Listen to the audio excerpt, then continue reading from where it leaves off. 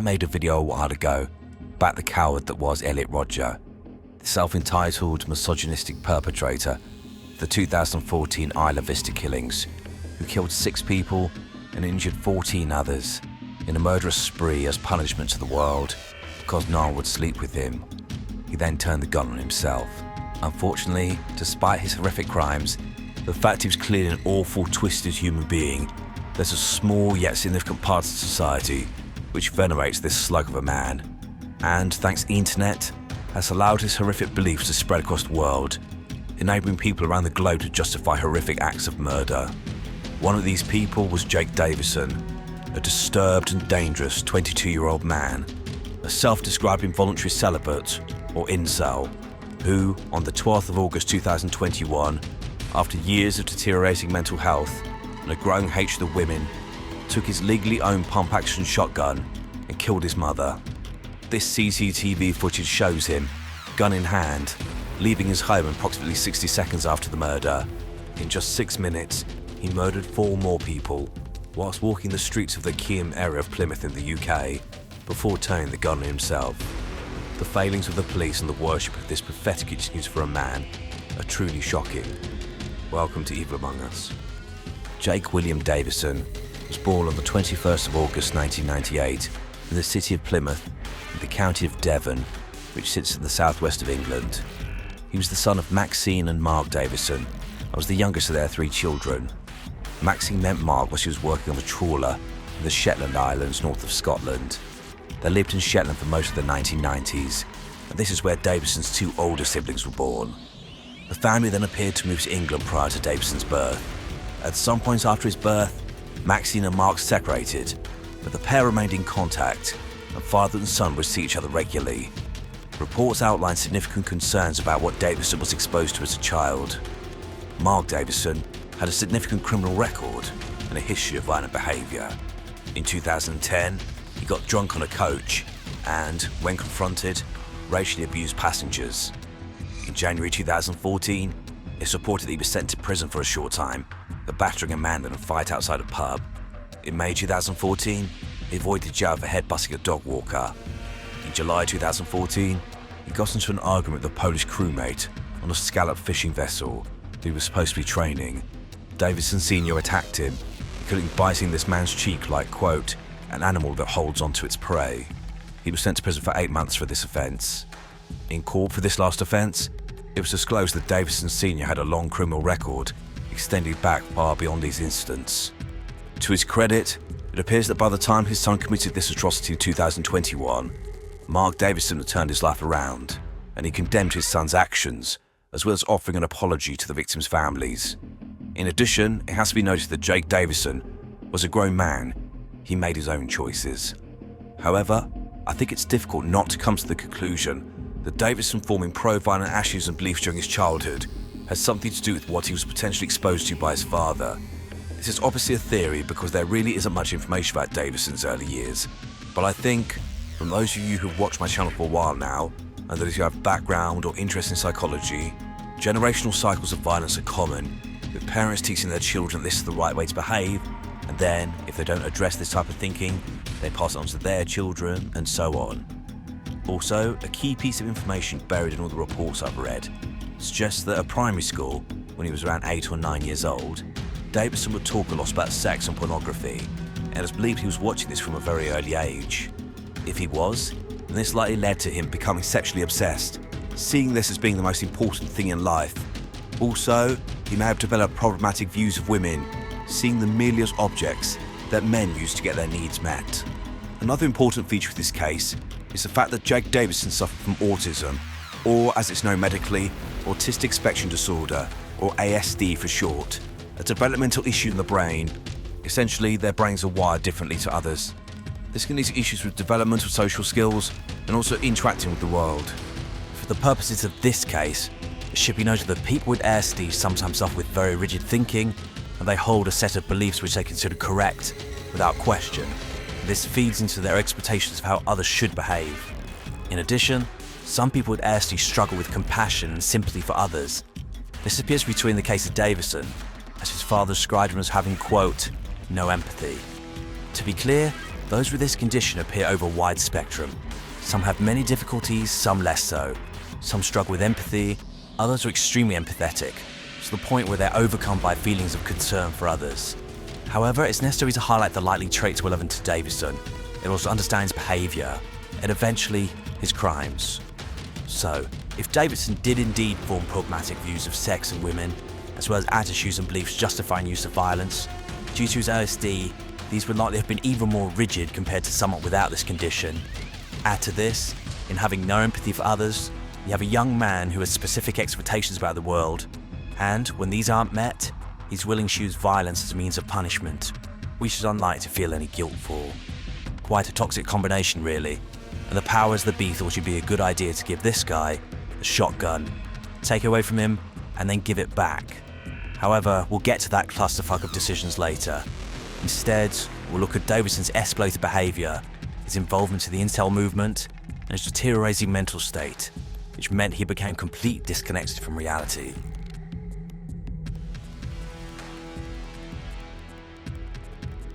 As well as repeated mentions of pornography, Jake Davison had another obsession: guns.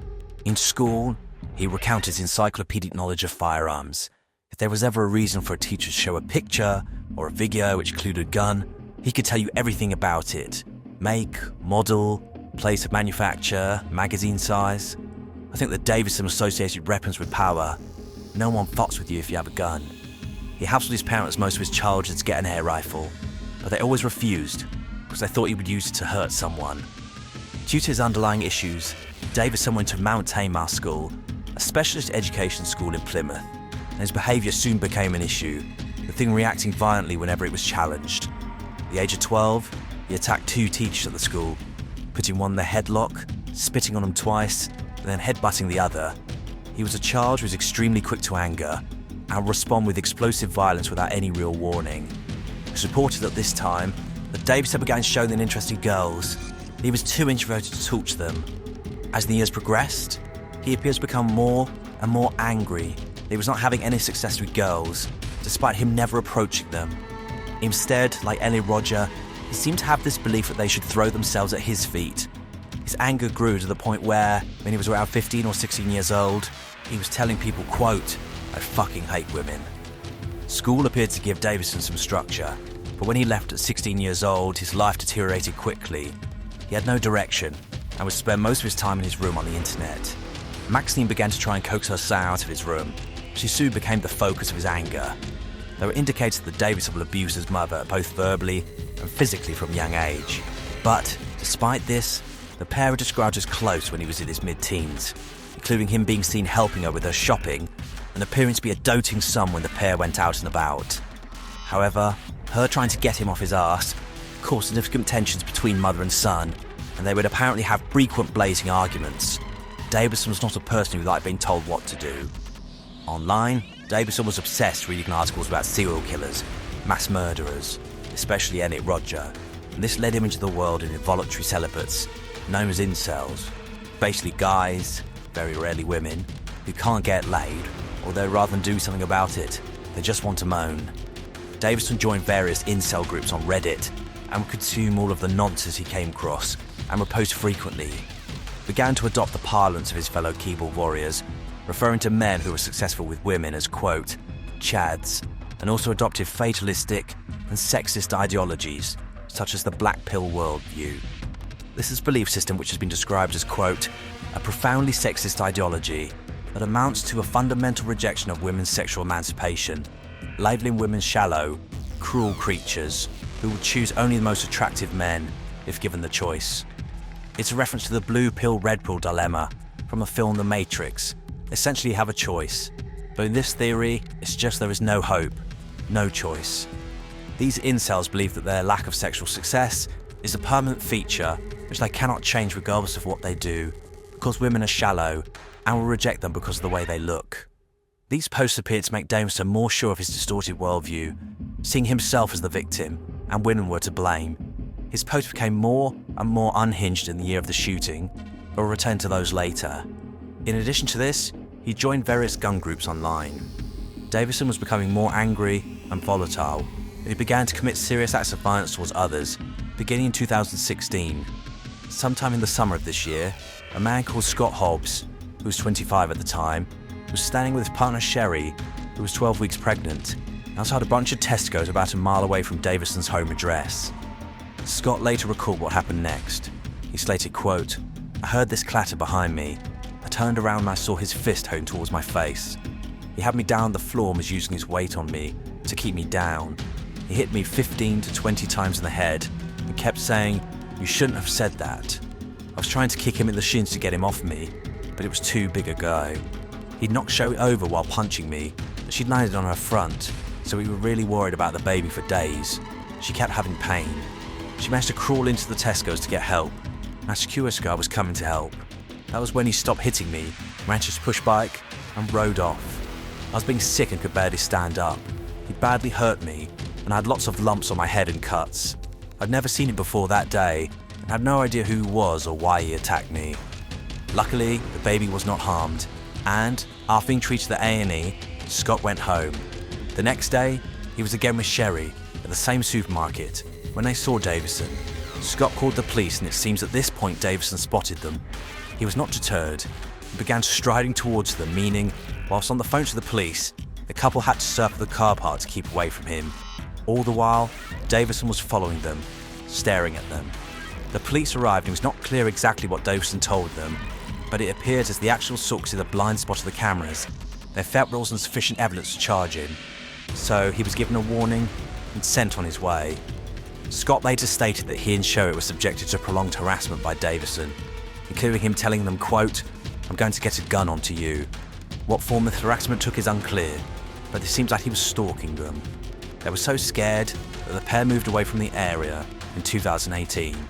The CCTV did show Davison get off his bike and go straight towards Scott and his partner, which suggested the couple was specifically targeted. I think the most likely scenario is that Scott's happiness, the fact he had a girlfriend and she was pregnant, was something that Davison couldn't stand. Why should others have happiness when he had none? And he beat him to punish him. In November 2016, his mother Maxine contacted Career Southwest, a mental health guidance counselling organisation, stating she was concerned about her son, by now 18 years old, both in terms of his attitude and behaviour, with him apparently having no direction or plans for the future. He was met by a careers advisor the next month. Davison apparently rambled on about his obsession with guns and about the fact he wanted to work in a gun shop. It also became clear they'd been talking to some questionable characters online in other countries about guns, and she was concerned that he might be being groomed to commit acts of violence. His statements alarmed the workers so much that made a referral to Prevent, which are specialist officers within the youth police force who work with those at risk of radicalisation to reduce the risk of acts of terrorism. However, this referral was rejected as it was determined there was no evidence that Davison had expressed any intent to harm himself or anyone else. In July 2017, Jake Davison made an application for a shotgun licence to Devon and Cornwall Police. Despite clear mental health issues, recent incidents of violence, and concerns from an outside agency, which led them to make a referral to police, specifically tasked with trying to de-radicalise potential terrorists, for some inexplicable reason, in January 2018, Devon and Cornwall Police issued Jake Davison, a very unhinged young man, with a firearms certificate, valid for 5 years, allowing him to buy both shotguns and ammunition. Davison wasted no time. In March 2018, he purchased a Weatherby pump-action shotgun and ammunition. This would be the murder weapon used in 2021. The police can revoke a firearms license and confiscate any firearms at any time for a number of reasons. This could include the bearer committing further offences or potential deterioration of their mental health. In 2020, a violent incident occurred, which should have led to Jake Davison having his shotgun taken off him permanently, and it also shows the dangerous man that he'd become. Specifically in September 2020, less than a year before his rampage, Davison was walking past the skate park in Plymouth Central Park when a bunch of teenagers began mocking him. One of them was a 16-year-old boy who called him, quote, "fat cunt." Obviously, any of us would be pissed by this. However, Davison was absolutely apoplectic. He stormed home and grabbed a shotgun and began loading it. Living at the home at this time was his mother Maxine's partner, Darren Wood, who came across Davison loading the shotgun and saying, quote, "I'm going to go down there and kill them." Davison was only talked out of doing this because he was told he would go to prison. However, he was determined to go back, weapon or not. The next clip shows what happened when he found the children again.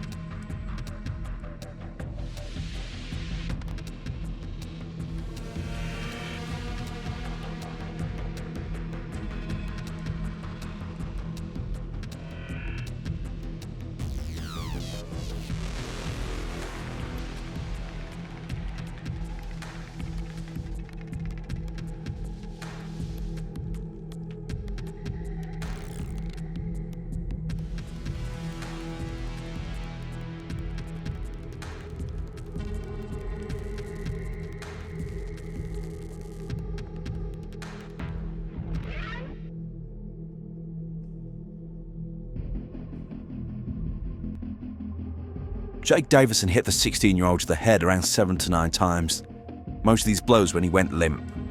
The girl that you see going to his aid was apparently slapped by Davison, although this is difficult to make out given the quality of the footage. The police were called and a public appeal was made for witnesses. Jake Davison then handed himself in and was arrested. The parents of the boy that Davison assaulted wanted him charged, but this decision was apparently overridden by the police, who put him on something called the Pathfinder scheme. This is a way for a young person to avoid getting charged with an offence. They have to agree to a contract of requirements which lasts 4 months. This includes a condition not to commit any further offences. They also meet with an officer, who then comes up with other conditions, such as engaging with offence reduction interventions, etc. What conditions Jake Davison was subjected to is unclear, but he apparently completed this 4-month period successfully. Due to this incident, the only sensible decision in this whole case was made. Jake Davison's shotgun and ammunition were taken away from him in around December 2020. However, a member of police staff reviewed Davison's case and assessed him as posing a low risk of serious harm to others. And on the 9th of July 2021, approximately 4 weeks before his rampage, the murder weapon was handed back to Jake Davison, who, due to his online activity, was now more radicalised, unhinged and dangerous than the first time he was given permission to buy guns.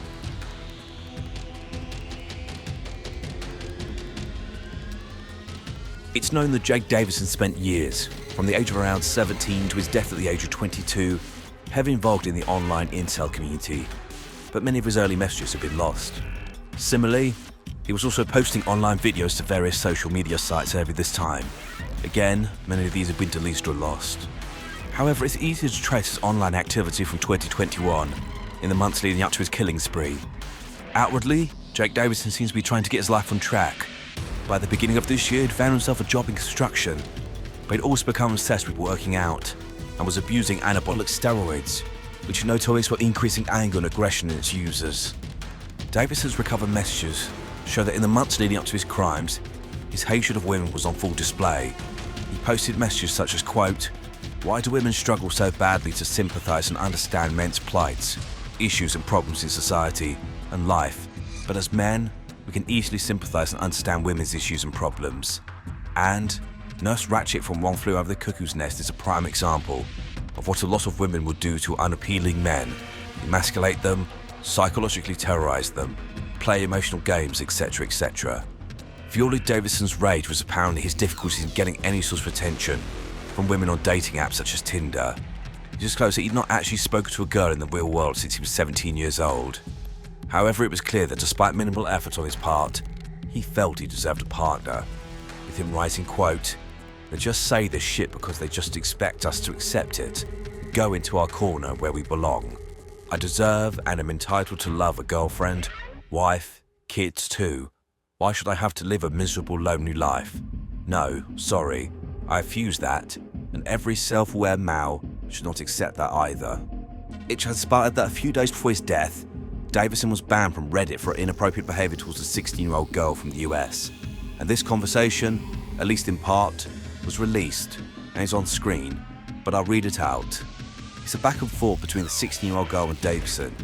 These were all direct quotes. So Davison starts by saying, "I do believe I deserve a girlfriend, yes. Does that mean I would force a girl to be my girlfriend? No. Of course not, but I do believe I'm entitled to one, yes.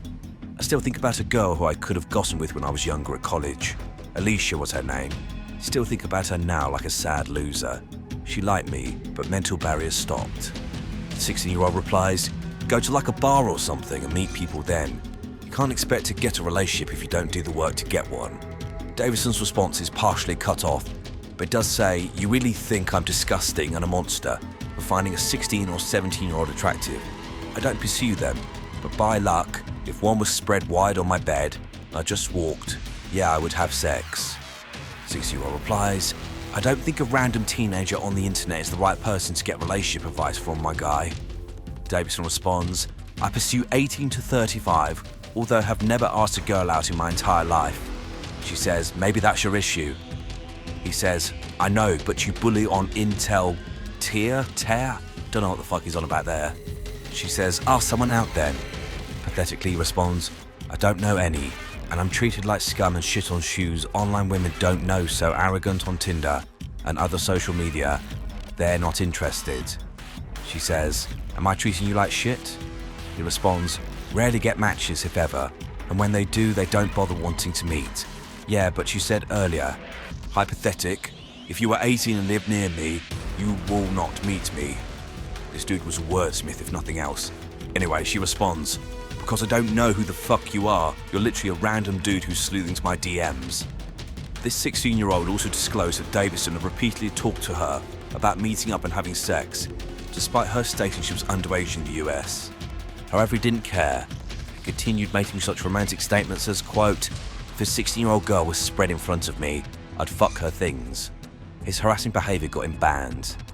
There was some pushback on Davison's behaviour, one person writing, quote, I mean, from your looks, I think you could get a girl if you changed your personality. I don't think you're going to get a girl if you keep telling them you're entitled to, and that you would fuck a 16-year-old if you had the chance. Essentially saying, if you were less of a bellend, you might get somewhere. However, Davison was obsessed with physical attractiveness. It was not how you acted, it was what you looked like. He cut off his beard at one point and posted these pictures online, asking for others to comment. He was also apparently obsessed with losing weight, referring to himself as a, quote, fucking fat ugly virgin. He posts pictures of himself on YouTube working out, and states he'd been trying to improve his physical appearance since his late teens. However, he claimed that apparently an injury he suffered at this time was the end of the world for some reason. With regards to this, he wrote, quote, I was working out 2 hours at the gym every day, and I was hoping, yeah, I'm going to change my life. Yes, things are going to get better. Yes, I'm finally going to move out, get my passport. It's amounted to nothing.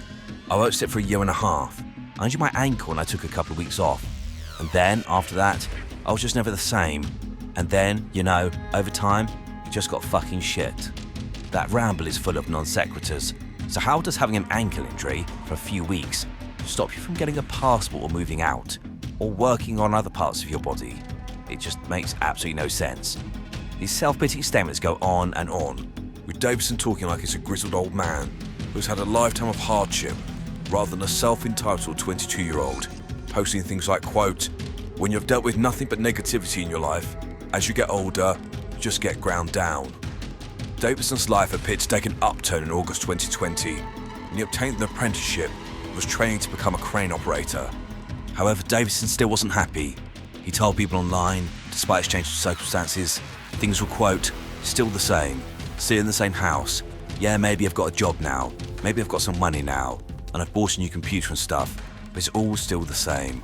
The person who had to suffer Davison's self-pitying, self-absorbed and self-entitled behaviour the most was his mother Maxine, and it's reported that he treated her terribly. Her partner at the time, Darren Wood, told a subsequent inquest, quote, I think Maxine feared Jake for the best part of her life. He treated her like a slave. She would flinch around him. It was brutal, some of the things I used to see. He used to leave rubbish for Maxine to clear up. He was dirty. All his money went on sweets, energy drinks, protein drinks, steroids. If his tea wasn't done, he'd get angry. That's why I moved out in the end. I couldn't put up with his attitude. She didn't want him to have the gun. She was trying to get him to sell it. She called the police at one point, asking them to take it away. Darren also described seeing Davison attacking his mother, pinning her down, and him having to punch and kick him to stop the assault. This was not a rare occurrence. Maxine was frequently verbally and physically abused by her son, and the seriousness and frequency of this behaviour increased in 2021. Maxine's only sin appears to have been trying to help her son, including trying to save him from himself, and this sometimes involved her pushing back against his misogynistic comments. However, there was no getting through to him. Davison would take to the internet to tell everyone how much he hated his mother. In response to a message online which stated, "What do incels think of their mother?" Davison wrote, quote, "Can't stand her." Whilst many of the videos that Jake Davison posts online don't appear to exist anymore, I have found two which I want to show you.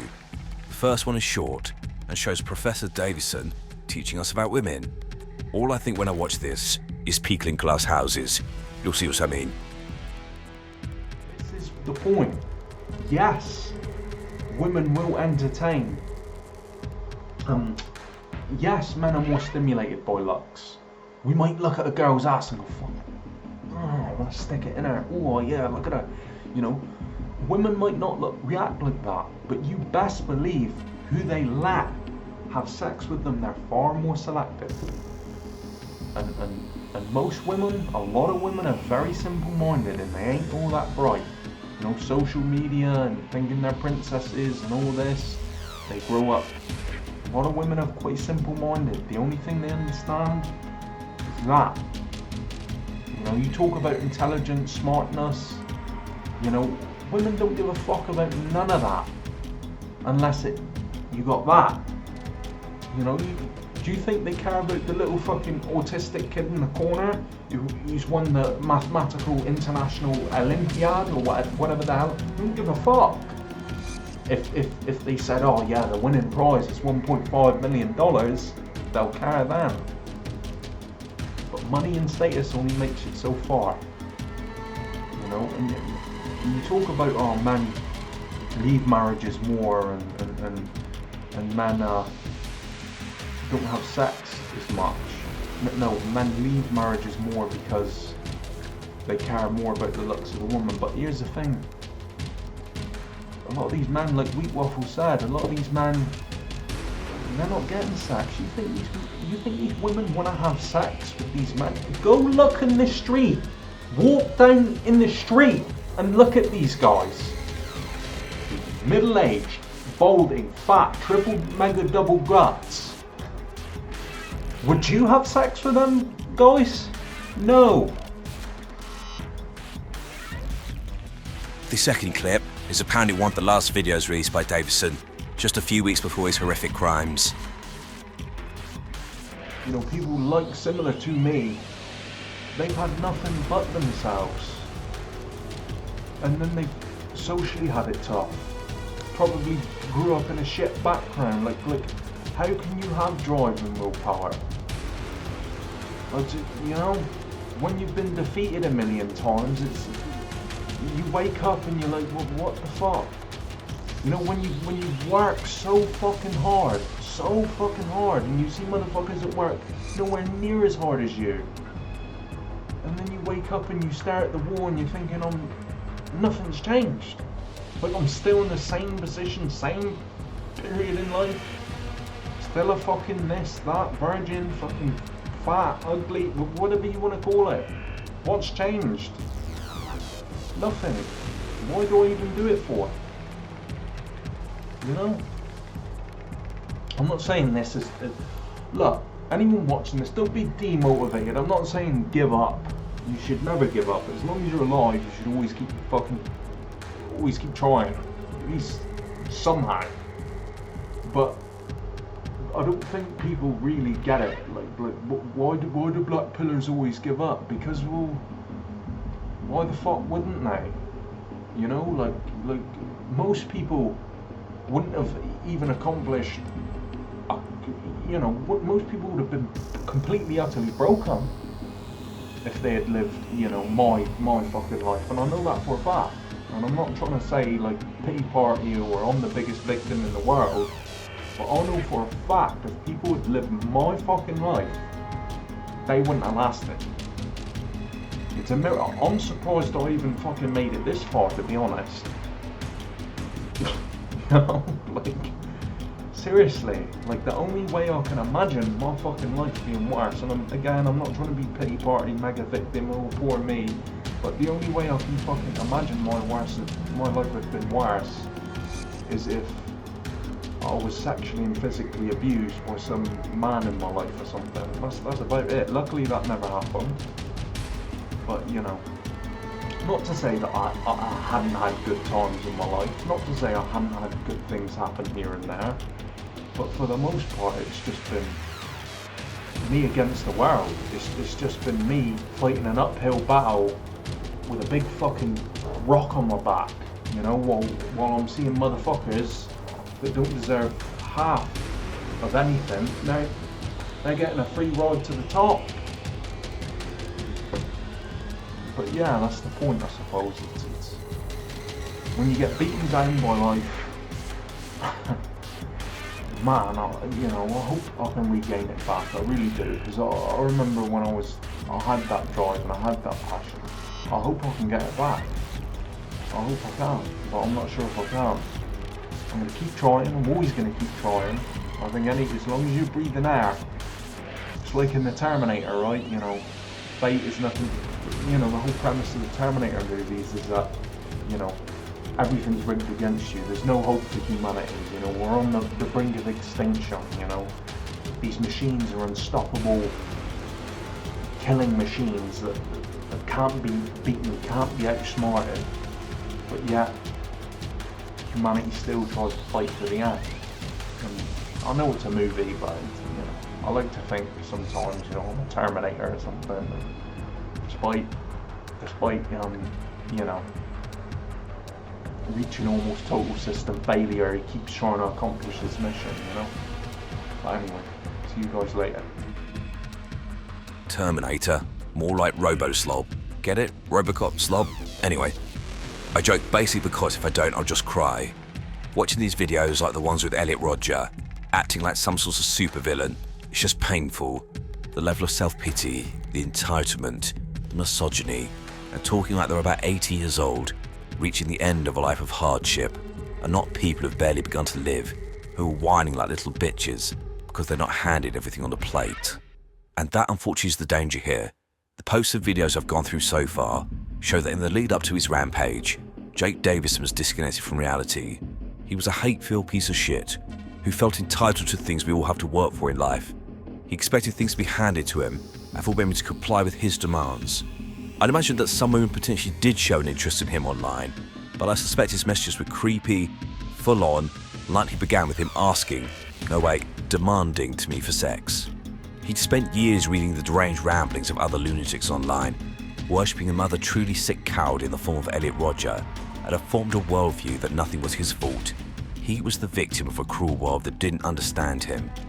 His obsession with bodybuilding meant he was using steroids, likely meaning this man's temper was wired to a hair trigger. Someone thought it was a good idea to give him a gun. Disaster was inevitable, and on the 12th of August 2021, Jake Davison would snap and end up killing 5 people, including a 3-year-old girl, in the space of just 6 minutes.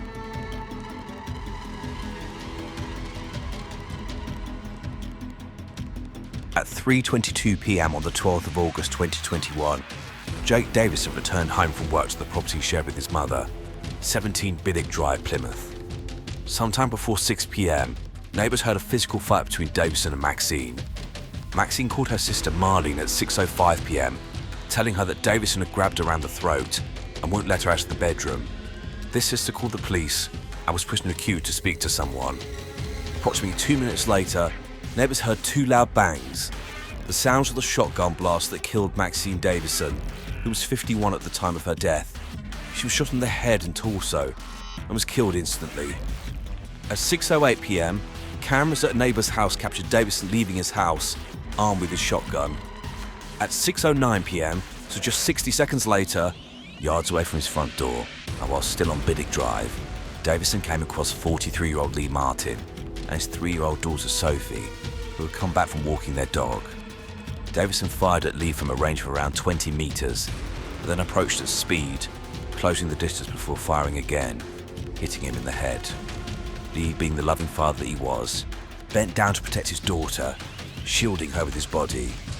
When he was within a meter of the pair, Davison fired a 3rd time, aiming at Lee's head. He then also pointed the shotgun at 3-year-old Sophie's head and fired from close range. Both died together, and Lee was found cradling his daughter. A neighbour risked their life to run out and cover the bodies with a sheet. Local resident called Ben Parsonage, aged 33, saw the shooting of Lee and Sophie and came out of his house to confront Davison. Ben knew Davison as they previously worked together, and he screamed, quote, "Jake, what the fuck have you done?" He didn't get a response. Davison looked at him blank-faced and raised the shotgun. Ben ran back through the front door, grabbed his 53-year-old mother Michelle, and they both dove on the floor. Davison fired into the house, seriously injuring both, but they survived. Davison then walked a short distance to Linear Park, where he came across 59-year-old Stephen Washington, who was in the park walking his 2 huskies. There's no indication that Stephen knew Davison. Fortunately, he was in the wrong place at the wrong time. At 6:10 p.m, Davison fired the shotgun at Stephen twice, once from around 10 to 13 meters away, and the second time from a range of 3 meters. He died instantly from a shotgun blast to the chest. Further in the park, a man was walking along when he received a call telling him to be careful, as a man was shooting people in Plymouth. At that moment, he looked up and saw Jake Davison, gun in hand, walking straight towards him. This man promptly turned around and ran for his life. At around this same time, Marlene got through to the police and tried to get help for her sister Maxine, unaware that unfortunately she was already dead. At the same time, police were getting calls from numerous people who had witnessed the murders committed by Jake Davison or had heard gunshots. The police raced to the scene.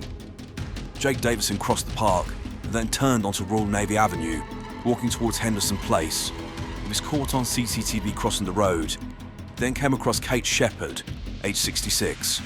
She was simply standing outside a hair salon, minding her own business. The time was 6:13 p.m. Davison raised a shotgun and fired once, hitting Kate in the stomach. Kate fell to the floor, dying. The shooting was seen by members of the public, including a man called Bert Pinkerton, who rushed over to help Kate. Bert described Davison as having a, quote, blank expression on his face. Davison didn't fire at Bert, although it's unclear why. He had one round in the shotgun and another in his pocket. He simply walked away. Bert said that Davison, quote, was staring through you basically. He was dressed in black t-shirt, big black beard, black curly hair, and walking like he was on patrol, like a soldier with a gun. Bert tried to put pressure on Kate's wounds. He said, quote, I was speaking to her all the time, saying, help is on its way, help is on its way. You're all right, I'm here with you. She had her eyes closed. She was trying to breathe.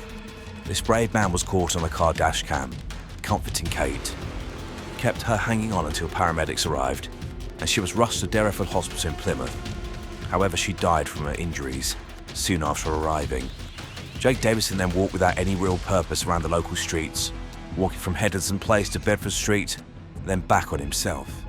He then re-emerged back on the corner of Henderson Place and Bedford Street, around 20 metres from where he'd shot Kate Shepherd. By this point, police officers had arrived and were trying to save her life, and an ambulance had just pulled up. To everyone's surprise, the police saw Davison emerge at the corner and begin to move towards them, and he was told to stop. Davison did stop, and the officers began to approach. Davison was still expressionless. He then placed a shotgun under his chin and pulled the trigger, blowing his head off and killing himself instantly. This was witnessed by several people, and the police quickly ran and covered Davison's destroyed head area with a towel. The time was 6:22 p.m. In just 6 minutes, Jake Davison had murdered 5 people and injured 2 others. The whole incident, from the first murder to him ending his pathetic existence, lasted just 17 minutes.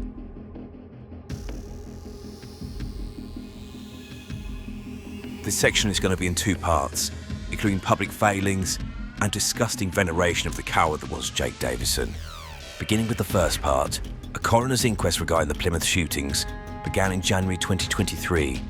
This type of inquest is an inquiry into the circumstances surrounding a death or deaths which are not due to natural causes. Evidence is presented and a ruling reached. Various professionals gave evidence regarding the case of Jake Davison. The most startling information was about the police staff member who gave Davison his original firearm certificate in 2018 and then reissued this in July 2021. It was stated this individual had, quote, not received any formal training but rather had to learn on the job. Davison being arrested for assault in 2020 should have automatically led to him being assessed as a high risk, i.e. an imminent risk to the public, and his firearms certificate reviewed by the head of the department. But because the firearms officer assessed him as low risk, i.e. no risk at all, they made the decision in isolation, and the shotgun was returned to Davison. Now, I don't know about you, but I'm a person who, if I have a job, I want to do the best I can. If I'm unsure about something, then I'll ask, because I want to do the best job possible. This has been especially true when I'm working on a job where public safety is at risk if I make the wrong decision. In these positions, I check, double check, and then triple check the double checking. Ask people and talk things through until I'm sure of the right option. It is pretty shambolic that someone whose job it was to give firearm certificates was not trained properly, but that individual was employed by the police. It was their responsibility to protect the public.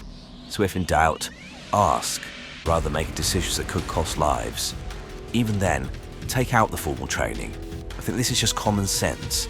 Just on paper, you have a guy who'd violently assaulted someone for no reason and been referred to counter-terrorism officers, and you gave him a gun. He then battered children, and you take the gun off him, but then give it back to him a short time later. Was his social media footprint checked? Clearly not. Also at the inquest, it was revealed that the police had contacted Davison's GP for information on his mental state. It was later reported that the GP had refused to provide information. That's not entirely true. The GP basically said he couldn't comment on behavioural or personality disorder issues, which I think is still a bit of a cop-out. He could have provided some insight based on having met Davison, his presentation, mood, etc. However, regardless of whether the GP did or did not give information, the police should have told him if Davison was granted a certificate so that a mark would be put on his record. This would direct whoever saw Davison to contact the police if they had any concerns about his mental health. This didn't happen. Davison's GP didn't know he had a shotgun until after his death. There have been some questions raised about the level of mental health support given to Davison. His founder claimed he received none, despite repeated attempts by his mother to get support. But this has been countered by the NHS, which said this was not the case, but they didn't provide any further information. However, the main focus of the findings of the coroner's inquest was Devon and Cornwall police, who were roundly criticised for their firearm certification process, not only in this case, also generally. After this incident, firearms were removed from around 80 individuals in that policing area alone, who it was felt should not have been given a certificate in the first place, or should have had it revoked due to a change in circumstances. In February 2023, the inquest concluded that the actions of Jake Davison were facilitated by the, quote, catastrophic failings of the local and national gun licensing system, and reforms were suggested, including checking the person you were giving a gun to is not a lunatic. You know, things like that. So unfortunately, if you're not angry yet, you will be. So Jake Davison's horrific actions and his death turned him into a martyr within the incel community, showing the absolute sickness of these types of people who apparently celebrate someone going around murdering innocent people, including a child. In the aftermath of the Isla Vista shooting in 2014, Elliot Rodger was referred to as, quote, Saint Elliot, and unfortunately Davison was also given this disgusting title by these twisted fucks, with several of them writing comments reveling in the death and destruction he caused, and even wishing for more of the same, with two comments which refer to Elliot Rodger as ER stating, quote, we were overdue a new ER, and I hope it happens more. When someone goes ER, my day improves a lot. So your day improves a lot when you hear about innocent people being murdered. Fuck you. You know what? You know when you're so angry you feel like your blood might actually be boiling? That's where I am right now. I'm not going to say much more, because I'll probably go on a rant using a word that rhymes with bunt. I think it's time to move on.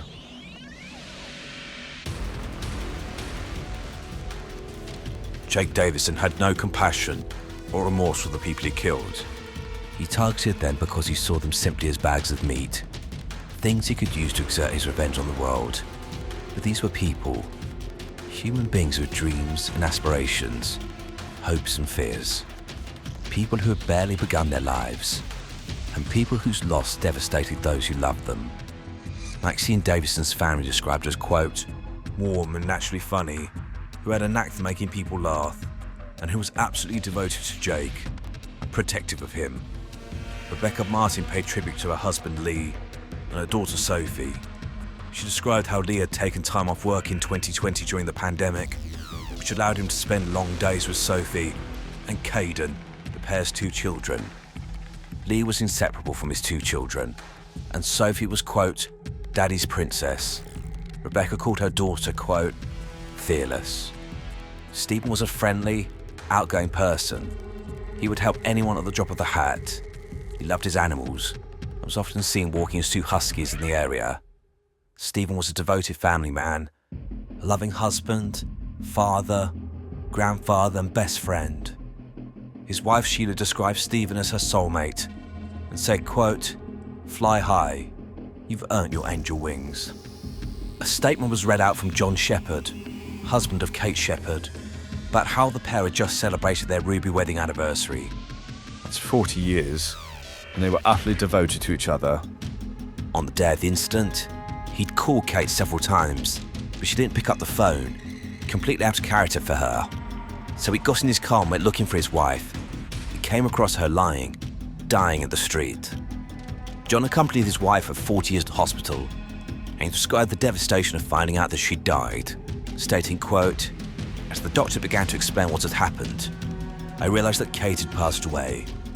After the doctor told us she had died, I felt numb. Kate was described by her family as, quote, a colourful sister, mother, wife, aunt, grandmother and friend.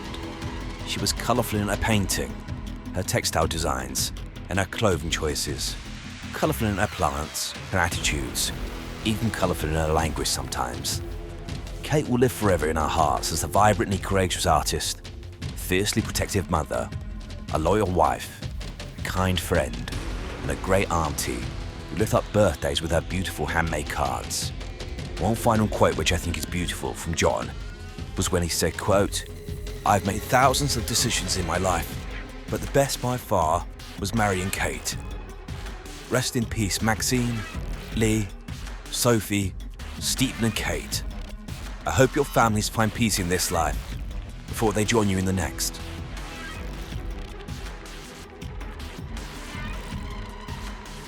It's inevitable that in order to fully understand Jake Davison, we need to look at parallels between him and Elliot Rodger. Both men, and I use that term loosely, were self-absorbed, narcissistic, self-entitled man-babies. They both believed they should be handed everything on a plate, and that women should fawn at their feet, and give them whatever they wanted, regardless of how they treated them. I do have some sympathy for Jake Davison. He was autistic and clearly struggled in his life. I've met many people with autism, and some, on the more extreme end of the spectrum, are totally confused by the world. They struggle to understand basic social interactions and rules or different ways of thinking, and it can be extremely upsetting to see how isolated they are. I think Davison, to some degree, found the world a very confusing place and felt he didn't fit in. Also, it's clear that he had extremely low self-esteem, continuously focusing on his weight, and I believe this was what made him unattractive. However, that's where my sympathy ends. Autism doesn't negate criminal responsibility. Jake Davison knew the difference between right and wrong. He just didn't care. As I said at the beginning of the video, I firmly believe that early exposure to pornography, if this is what happened, likely gave Davison a warped view of women and sex, and his propensity towards violence was due to the influence of antisocial family members. This led to extremely rigid views of the world. Women were solely for sex. They had no other function. If someone pissed him off, he was well within his rights to batter them. When he began to show an interest in girls, he found that his expectations were not being fulfilled. This frustrated him. However, he wasn't the one at fault. The girls who rejected him were. I think this indicates Davison's narcissism. There was nothing wrong with him. These girls should be giving him what he wanted. So he sat and seethed, and went online, spent years in a world of misogyny, ridiculous contradictory bullshit, and sad little men who, because they couldn't get laid, wanted to watch the world burn. This dangerous rhetoric further reinforced Davison's perception that everyone else was to blame, especially women. It wasn't because he was a self-absorbed prick, it was because women were not very smart. To be fair, they were smart enough to stay away from him. However, his indoctrination went further. He was entitled to these things. Women should be throwing themselves at him, but because they weren't, he was such a victim. Poor Jakey boy, so hard done by. The world was such a cruel, unforgiving place because women would not knock on his door, strip naked, and throw themselves at him, or respond to his, I imagine, extremely creepy and explicit messages. How dare people suggest that he should actually go out and, talk to women? That's not how it works. They should have flocked to him. World owed him, and it wasn't delivering, so society had to pay. And his mother, how dare she try to get him off his backside and do something with his life. I think that Davison had the shotgun because it made him feel powerful. Whether he ever used it to threaten his mother is unclear, but I wouldn't be surprised. The crimes of Elliot Rodger and Jake Davison were both underpinned by pure hatred and were intended to strike back at a world they felt didn't recognize their superiority. However, there's a key difference between the two incidents. The crimes of Rodger were planned, Davison's were not. What happened on the 12th of August 2021 between mother and son will never be known for sure, but I imagine she pulled him up on something, potentially something trivial. However, giant man-baby and narcissist that he was, I think that Jake Davison shot his mother to punish her for daring to tell him what to do. I think this was an impulsive act, and Davison realized in that moment that he crossed a line. He knew that someone would have heard the shots, and the police would soon be coming. He only had minutes to act, so he left and went on to kill anyone and everyone he could find as quickly as possible to send his message of hate. The fact that he left the property approximately 60 seconds after killing his mother suggests to me that he'd likely been fantasizing about some sort of mass shooting before this point, and as such, there was no hesitation. He knew this was it, his only chance. He then killed 4 people. Each of these people were past society, therefore somehow culpable for the fact he was still a virgin. In his twisted mind, they deserved to die, despite the fact they likely had no idea who he was and had no role in the pathetic man he'd become. I had absolutely no doubt that Jake Davison's ultimate intention was to kill himself. He was a coward and a narcissist.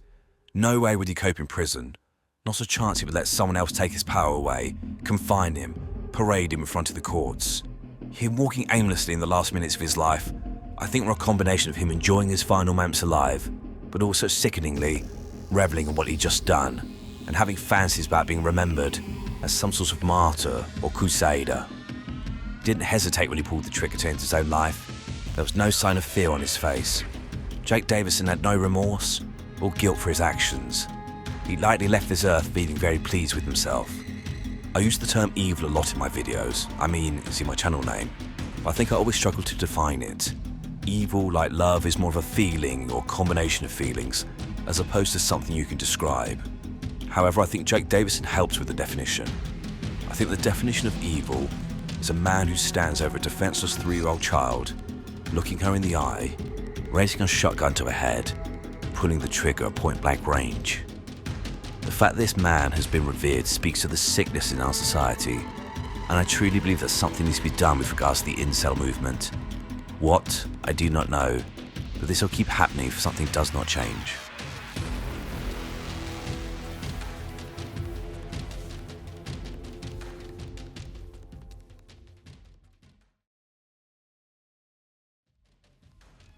In the quiet suburb of Millbrook, nestled just outside the bustling city of Hartford, Connecticut, a heinous crime shattered the illusion of peaceful suburban life. On a crisp autumn morning in September 2018, the body of 17-year-old Sarah Thompson was discovered in the woods behind her family's home. The gruesome scene sent shockwaves through the community, leaving residents locked behind their doors and whispering about the killer who walked among them. Detective Michael Carter, a seasoned investigator with the Hartford Police Department, was called to lead the case. With his sharp intuition and unwavering dedication, Carter delved into the intricate web of lies and deceit surrounding Sarah's murder. Little did he know that this case would challenge his perceptions and force him to confront the darkest aspects of human nature. As the investigation unfolded, suspicion initially fell on Sarah's stepmother, Amanda Wilson. The troubled relationship between the two had been no secret to their neighbors, and Amanda's apparent jealousy of her stepdaughter seemed to provide a motive. However, beneath the surface of this seemingly straightforward case lay a twisted tale of betrayal, secrets, and fatal consequences. At the center of this tragedy stood Robert Wilson, Sarah's stepfather. A respected businessman and pillar of the community, Robert appeared to be the grieving father figure, supporting his wife through their shared loss. But as Detective Carter would soon discover, Robert's carefully constructed facade concealed a web of lies that would ultimately lead to his downfall. This is the story of a murder that tore apart a family, challenged a detective's instincts, and revealed the devastating consequences of unchecked desire and betrayal. It serves as a chilling reminder that sometimes the most dangerous predators are hiding in plain sight, wearing the mask of normalcy in our very own neighborhoods. Sarah Thompson was a vibrant and promising young woman whose life was cut tragically short just weeks before her 18th birthday. Born to single mother Amanda Thompson in 2001, Sarah grew up as a bright and curious child, always eager to learn and explore the world around her. From an early age, Sarah showed a passion for art and literature. Her teachers often praised her creativity and insightful essays, marking her as a student with great potential. Sarah's artwork adorned the walls of her high school, and she had recently begun to explore photography, capturing the beauty of nature in the woods behind her home, the same woods that would ultimately become the site of her untimely death. Despite her academic and artistic achievements, Sarah's home life was far from perfect. When she was 12, her mother married Robert Wilson, a successful local businessman. While Sarah initially welcomed the stability Robert brought to their lives, the relationship between stepdaughter and stepfather grew increasingly strained as Sarah entered her teenage years. Friends and classmates described Sarah as kind-hearted, but fiercely independent. She had a small, tight-knit group of friends and was known for standing up against bullying in school. Her best friend, Emily Chen, recalled Sarah's dream of studying journalism at NYU, aspiring to become an investigative reporter and uncover truths hidden beneath the surface. Sarah's relationship with her mother, Amanda, had always been complex. As an only child, Sarah had been the center of Amanda's world for years. However, the arrival of Robert in their lives created a shift in dynamics. Sarah often felt that her mother prioritized her new marriage over their mother-daughter bond, leading to frequent arguments and emotional distance. In the months leading up to her death, those close to Sarah noticed a change in her demeanor. She became more withdrawn, spending increased time alone in her room or wandering in the woods with her camera. Her art took on darker themes, and her usually meticulous schoolwork began to slip. Emily remembered Sarah seeming distracted and worried, but when pressed, Sarah would brush off concerns with a forced smile and a change of subject. What no one knew at the time was that Sarah had stumbled upon a secret that would prove fatal. In her quest for truth and her natural curiosity, she had uncovered something that someone was willing to kill to keep hidden. Sarah Thompson's young life, full of promise and potential, was snuffed out just as she stood on the threshold of adulthood, leaving behind a community in mourning and a mystery that would shake Millbrook to its core. Robert Wilson, age 45 at the time of Sarah's murder, presented himself as the epitome of suburban success, a charismatic and well-respected financial advisor. Robert had built a thriving practice in Hartford, managing the wealth of some of the city's most affluent residents. His polished appearance and confident demeanor made him a natural leader in the community, serving on the local Chamber of Commerce and coaching youth soccer. Born and raised in a working-class family in Boston, Robert had clawed his way up the social ladder through a combination of charm, intelligence, and ruthless ambition. He met Amanda Thompson at a charity gala in 2012, and their whirlwind romance culminated in marriage just 8 months later. To the outside world, Robert appeared to be the perfect husband and stepfather, providing stability and financial security to Amanda and Sarah.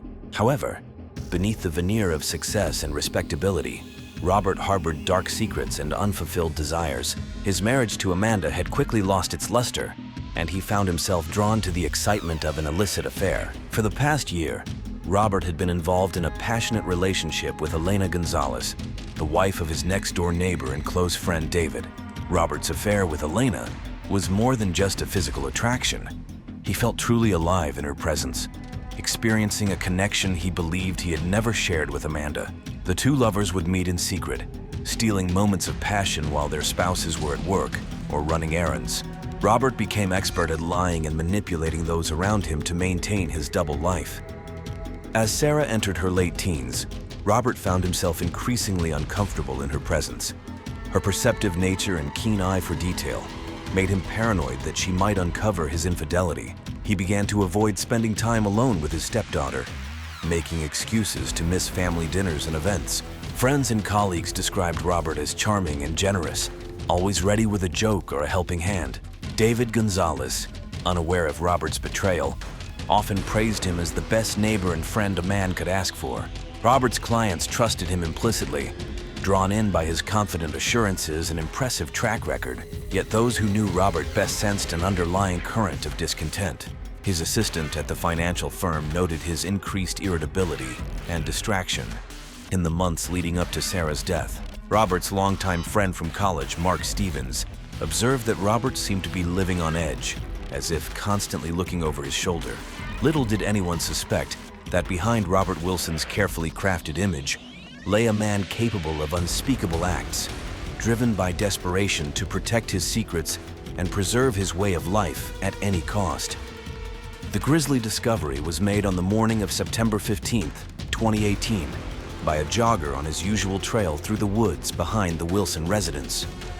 The body of Sarah Thompson lay partially concealed beneath a pile of leaves and branches, a crude attempt at concealment that did little to hide the horrific nature of the crime. Detective Michael Carter arrived on the scene within the hour, his experienced eye taking in every detail. Sarah's body showed signs of a violent struggle. Bruises marred her arms and face, and defensive wounds on her hands indicated she had fought desperately for her life. The cause of death was immediately apparent: a jagged wound across her throat, likely inflicted with a serrated blade.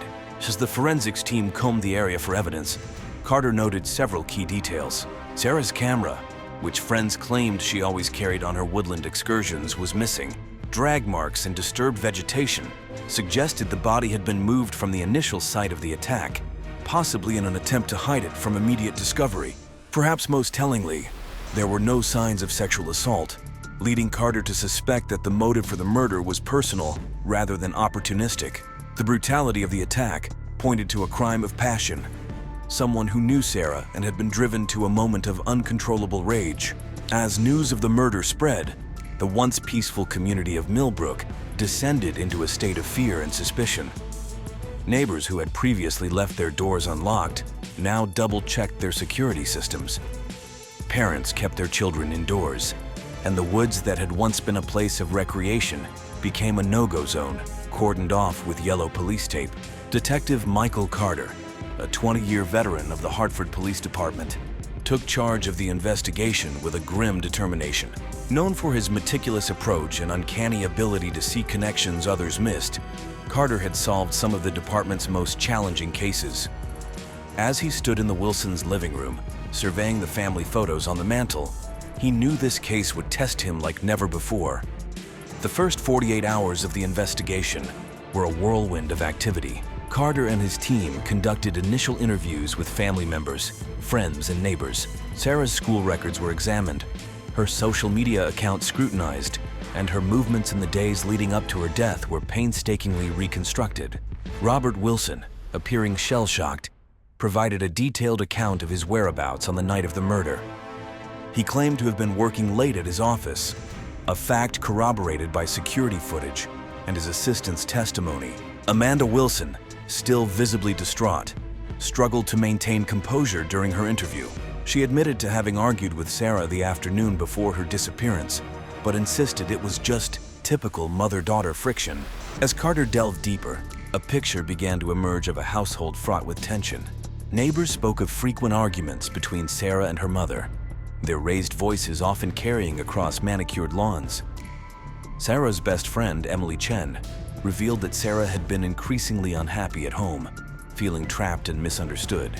The forensics team's initial findings provided more questions than answers. Trace evidence found on Sarah's clothing didn't match samples taken from Robert or Amanda. The murder weapon, likely a hunting knife or similar serrated blade, was nowhere to be found despite an extensive search of the Wilson property and surrounding areas. A breakthrough came when Carter interviewed Elena Gonzalez, the Wilsons' next-door neighbor. Elena, visibly nervous during the interview, mentioned that she had seen Sarah arguing with Amanda in the driveway the day before her disappearance. More intriguingly, Elena let slip that Amanda had always seemed jealous of her daughter's youth and beauty.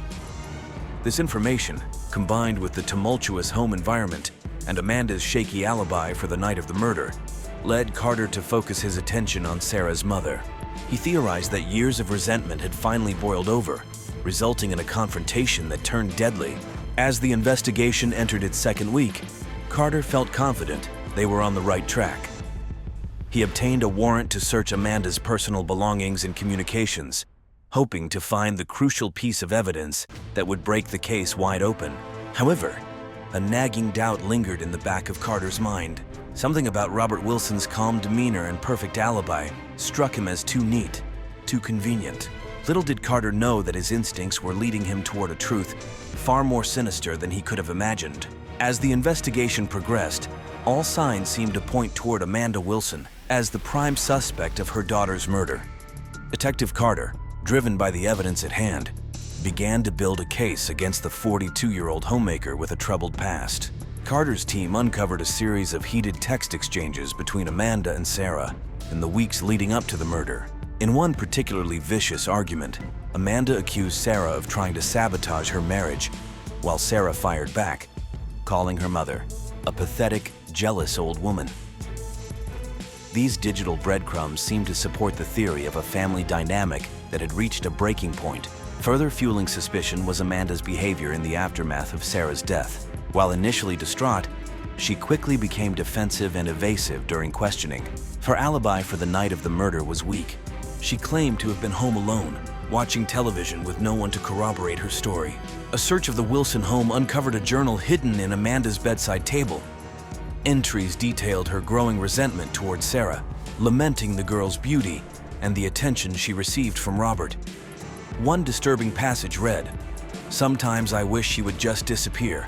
Our lives would be so much better without her constant presence, her judging eyes." The case against Amanda seemed to strengthen when a neighbor reported seeing her return home in the early hours of the morning on the day Sarah's body was discovered. Amanda had no explanation for this late-night excursion, claiming she must have been sleepwalking, a condition she had never mentioned before. As circumstantial evidence mounted, Carter felt increasing pressure from his superiors and the media to make an arrest. The community, gripped by fear, demanded justice for Sarah. Amanda Wilson, once a sympathetic figure, became the target of public hatred and suspicion. Carter, despite his growing certainty of Amanda's guilt, couldn't shake a lingering doubt. Something about her desperation and fear during interrogations didn't align with the calculated killer he believed had committed this crime. Nevertheless, with the evidence at hand, he prepared to make an arrest. On a rainy Tuesday morning, 3 weeks after Sarah's body was found, Amanda Wilson was taken into custody. As she was led from her home in handcuffs, she protested her innocence, her cries echoing through the stunned neighborhood. Robert Wilson watched from the doorway, his face an unreadable mask as his wife was placed in the back of a police cruiser. Little did Carter know that in his pursuit of justice, he had fallen for a brilliantly orchestrated misdirection, leaving the true killer free to cover his tracks. The case against Amanda Wilson seemed airtight, but Detective Michael Carter couldn't shake the feeling that something was amiss. It was a small detail, easily overlooked, that finally set him on the path to the truth. While reviewing security footage from businesses near the Wilson home, Carter noticed Robert's car leaving his office parking lot much earlier than he had claimed on the night of the murder. Intrigued by this discrepancy, Carter decided to dig deeper into Robert Wilson's life. He re-interviewed Robert's colleagues and clients, paying closer attention to the man's movements and relationships. It was during a conversation with Robert's assistant that Carter stumbled upon a crucial piece of information. Robert had been making frequent, unexplained trips to a coffee shop across town, always during his lunch break. Surveillance of the coffee shop revealed a startling discovery. Robert was meeting regularly with Elena Gonzalez, his neighbor's wife. The two displayed an intimacy that went far beyond friendly neighborly interactions. Carter had uncovered Robert's secret affair. With this new information, Carter approached Elena for another interview. Confronted with evidence of the affair, Elena broke down, revealing the extent of her relationship with Robert. They had been involved for over a year, stealing moments together whenever they could. Elena, racked with guilt, admitted that she had lied in her previous statement to protect Robert. The affair cast Robert's alibi for the night of the murder in a new light. Elena confirmed that they had indeed met that evening, contradicting Robert's claim of working late. This revelation shattered the carefully constructed timeline Robert had provided. As Carter delved further into the relationship between Robert and Elena, he uncovered a web of lies and secret rendezvous. Bank records showed Robert had recently inquired about transferring large sums of money offshore. Email exchanges hinted at plans for a new life together. away from their spouses and responsibilities. The detective now faced a troubling question. Could Robert Wilson, the grieving stepfather, actually be Sarah's killer? The motive was unclear, but the cracks in Robert's perfect facade were beginning to show. Carter realized he had been so focused on Amanda that he had nearly missed the real story unfolding right before his eyes. The pivotal moment in the investigation came from an unexpected source. Sarah's best friend, Emily Chen, approached Detective Carter with a small leather-bound book, Sarah's personal diary. Emily, racked with guilt, admitted she had initially withheld the diary, fearing it might tarnish Sarah's memory. But as suspicion fell on Amanda, Emily realized the truth was more important than protecting her friend's secrets. Carter spent a sleepless night poring over Sarah's private thoughts. The diary painted a vivid picture of a young woman grappling with a terrible discovery. In entries dating back several months, Sarah wrote of her growing suspicion that her stepfather was having an affair. She described catching glimpses of furtive text messages, overhearing hushed phone calls, and noticing Robert's increasingly erratic behavior. The most damning entry came just 3 days before Sarah's murder. In shaky handwriting, she recounted following Robert one evening and witnessing him in an intimate embrace with Elena Gonzalez. Sarah wrote of her disgust and betrayal, expressing uncertainty about whether to confront Robert or tell her mother. This revelation provided the missing piece of the puzzle. Sarah had discovered Robert's affair, presenting a clear motive for murder. Robert, a man who had built his life on carefully maintaining appearances, faced the threat of losing everything: his marriage, his reputation, and his financial stability. Armed with this new information, Carter revisited the forensic evidence. He ordered a more thorough examination of Sarah's clothing, specifically searching for trace evidence that might have been overlooked. The results were telling. Fibers found on Sarah's jacket matched those from a rare wool blend used in Robert's expensive suits. Furthermore, a re-examination of Sarah's phone records showed a series of calls to Robert's office number on the day of her disappearance. The calls had been brief, suggesting Sarah might have been trying to confront her stepfather or arrange a meeting. Carter also discovered that Robert had purchased a hunting knife from a local sporting goods store just a week before the murder. The knife, conspicuously missing from the Wilson home, matched the type of weapon believed to have been used in the crime. As the pieces fell into place, Carter realized the extent of Robert's deception. He had not only manipulated his family and community, but had also skillfully misdirected the entire investigation towards Amanda. The detective felt a mix of admiration for Robert's cunning and disgust at his cold-blooded actions. With mounting evidence pointing to Robert Wilson as the killer, Carter knew he needed to move quickly. The man who had once been viewed as a pillar of the community was now revealed to be a calculating murderer, willing to sacrifice his stepdaughter to protect his secrets. Detective Carter decided to confront Robert Wilson at his office, away from the prying eyes of neighbors and the media that had been camped outside the Wilson home. As Carter and his partner entered the plush confines of Robert's financial advisory firm, they found him in the middle of a client meeting, the picture of professional composure. In a voice barely above a whisper, Robert began to talk. He spoke of Sarah confronting him in the woods, threatening to expose his affair to Amanda and Elena's husband. He described the panic that overtook him, the fear of losing everything he had worked for. With tears streaming down his face, Robert recounted how he had lashed out in desperation, silencing Sarah permanently. The confession poured out of him, a torrent of guilt and self-loathing. Robert described how he had meticulously planned to frame Amanda, playing on the known tensions between stepmother and stepdaughter. As Carter placed him under arrest, Robert's only words were a broken plea. "Don't tell Elena. Please don't let her know what I've done." The once proud man was led out of his office in handcuffs, his world collapsing around him as the truth of his actions finally came to light. After a 2-week trial and mere hours of deliberation, the jury returned with a guilty verdict on all counts, including first-degree murder. The judge, citing the brutal nature of the crime and Robert's calculated attempts to deceive investigators, sentenced him to life in prison without the possibility of parole. Justice had been served. But for those whose lives had been shattered by Robert's actions, the wounds would take far longer to heal. In the end, the case of Robert Wilson stands as a testament to the resilience of the human spirit in the face of unimaginable loss, the relentless pursuit of justice, and the enduring power of a young woman's voice even when silenced, to ultimately reveal the truth.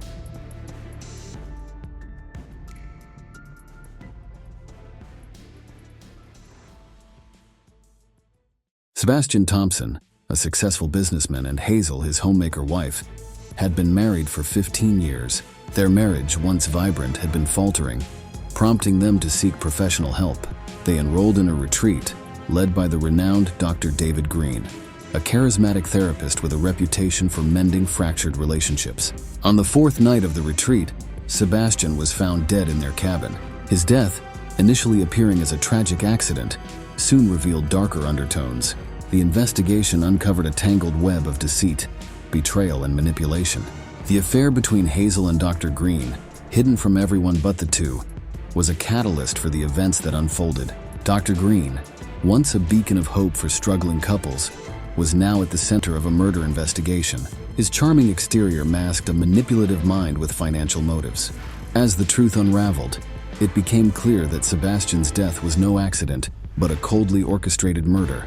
This true crime story delves into the complex relationships, personal histories, and the sinister plot that led to Sebastian Thompson's untimely death.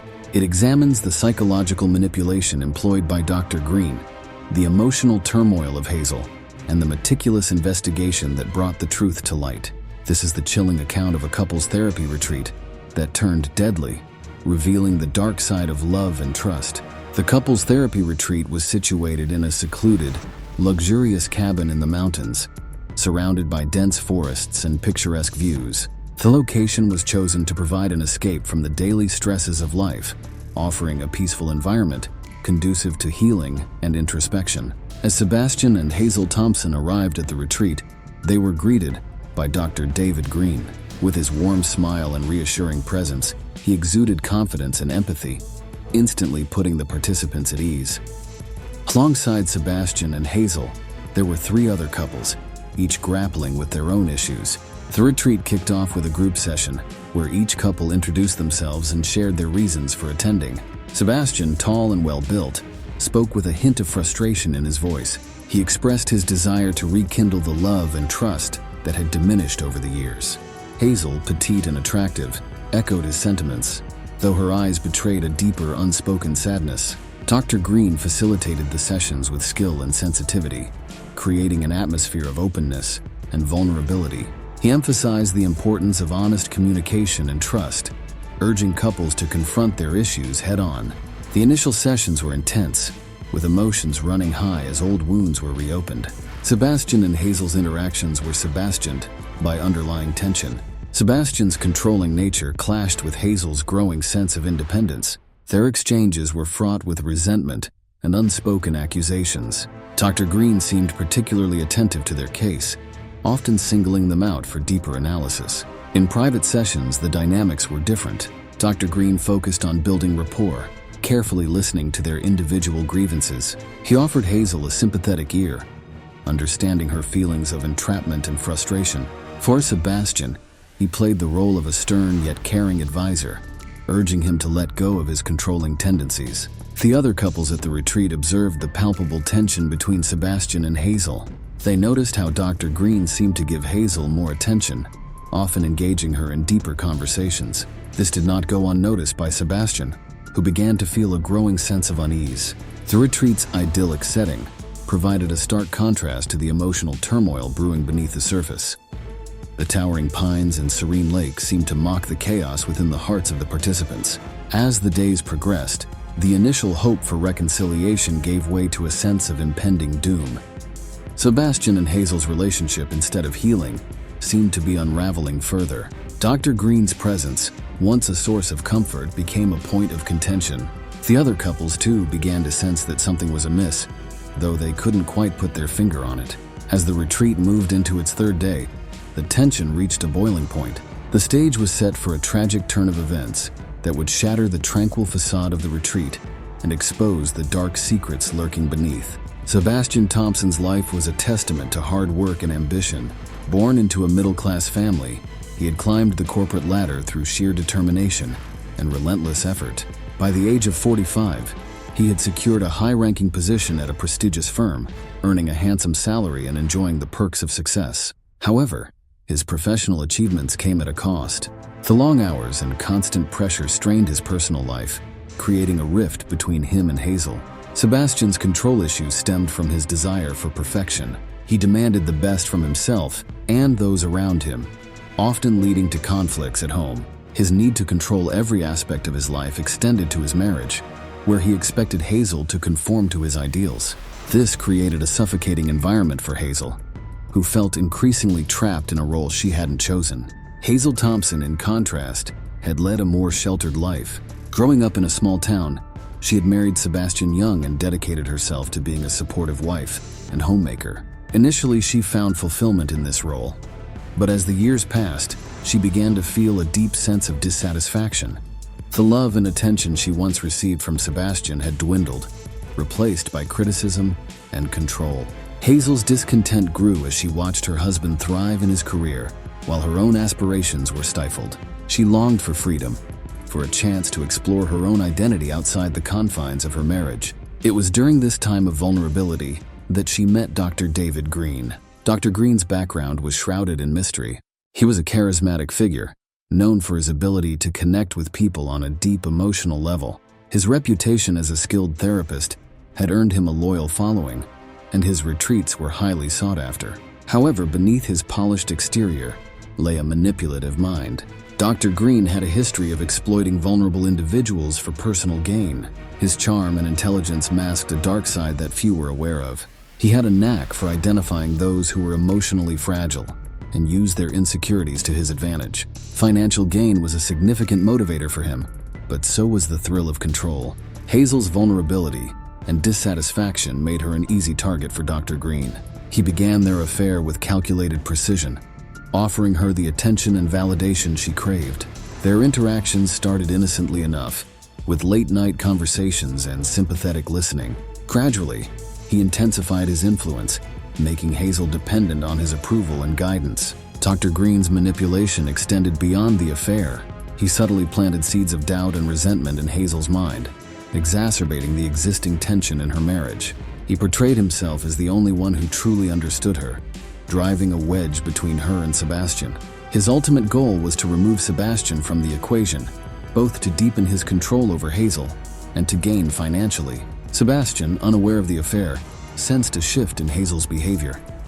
She became more distant and withdrawn, often disappearing for hours without explanation. His attempts to confront her were met with defensiveness and anger, further straining their relationship. He turned to Dr. Green for guidance, unaware that the man he trusted was orchestrating his downfall. Dr. Green's plan was meticulous. He exploited the trust placed in him by both Sebastian and Hazel, using their therapy sessions to manipulate their emotions. He created scenarios that heightened the conflict between them, pushing them to the brink. His aim was to drive Sebastian to a point of desperation, where he could be easily eliminated. As the retreat progressed, Dr. Green's influence over Hazel grew stronger. She became increasingly reliant on him, viewing him as her savior from a life of misery.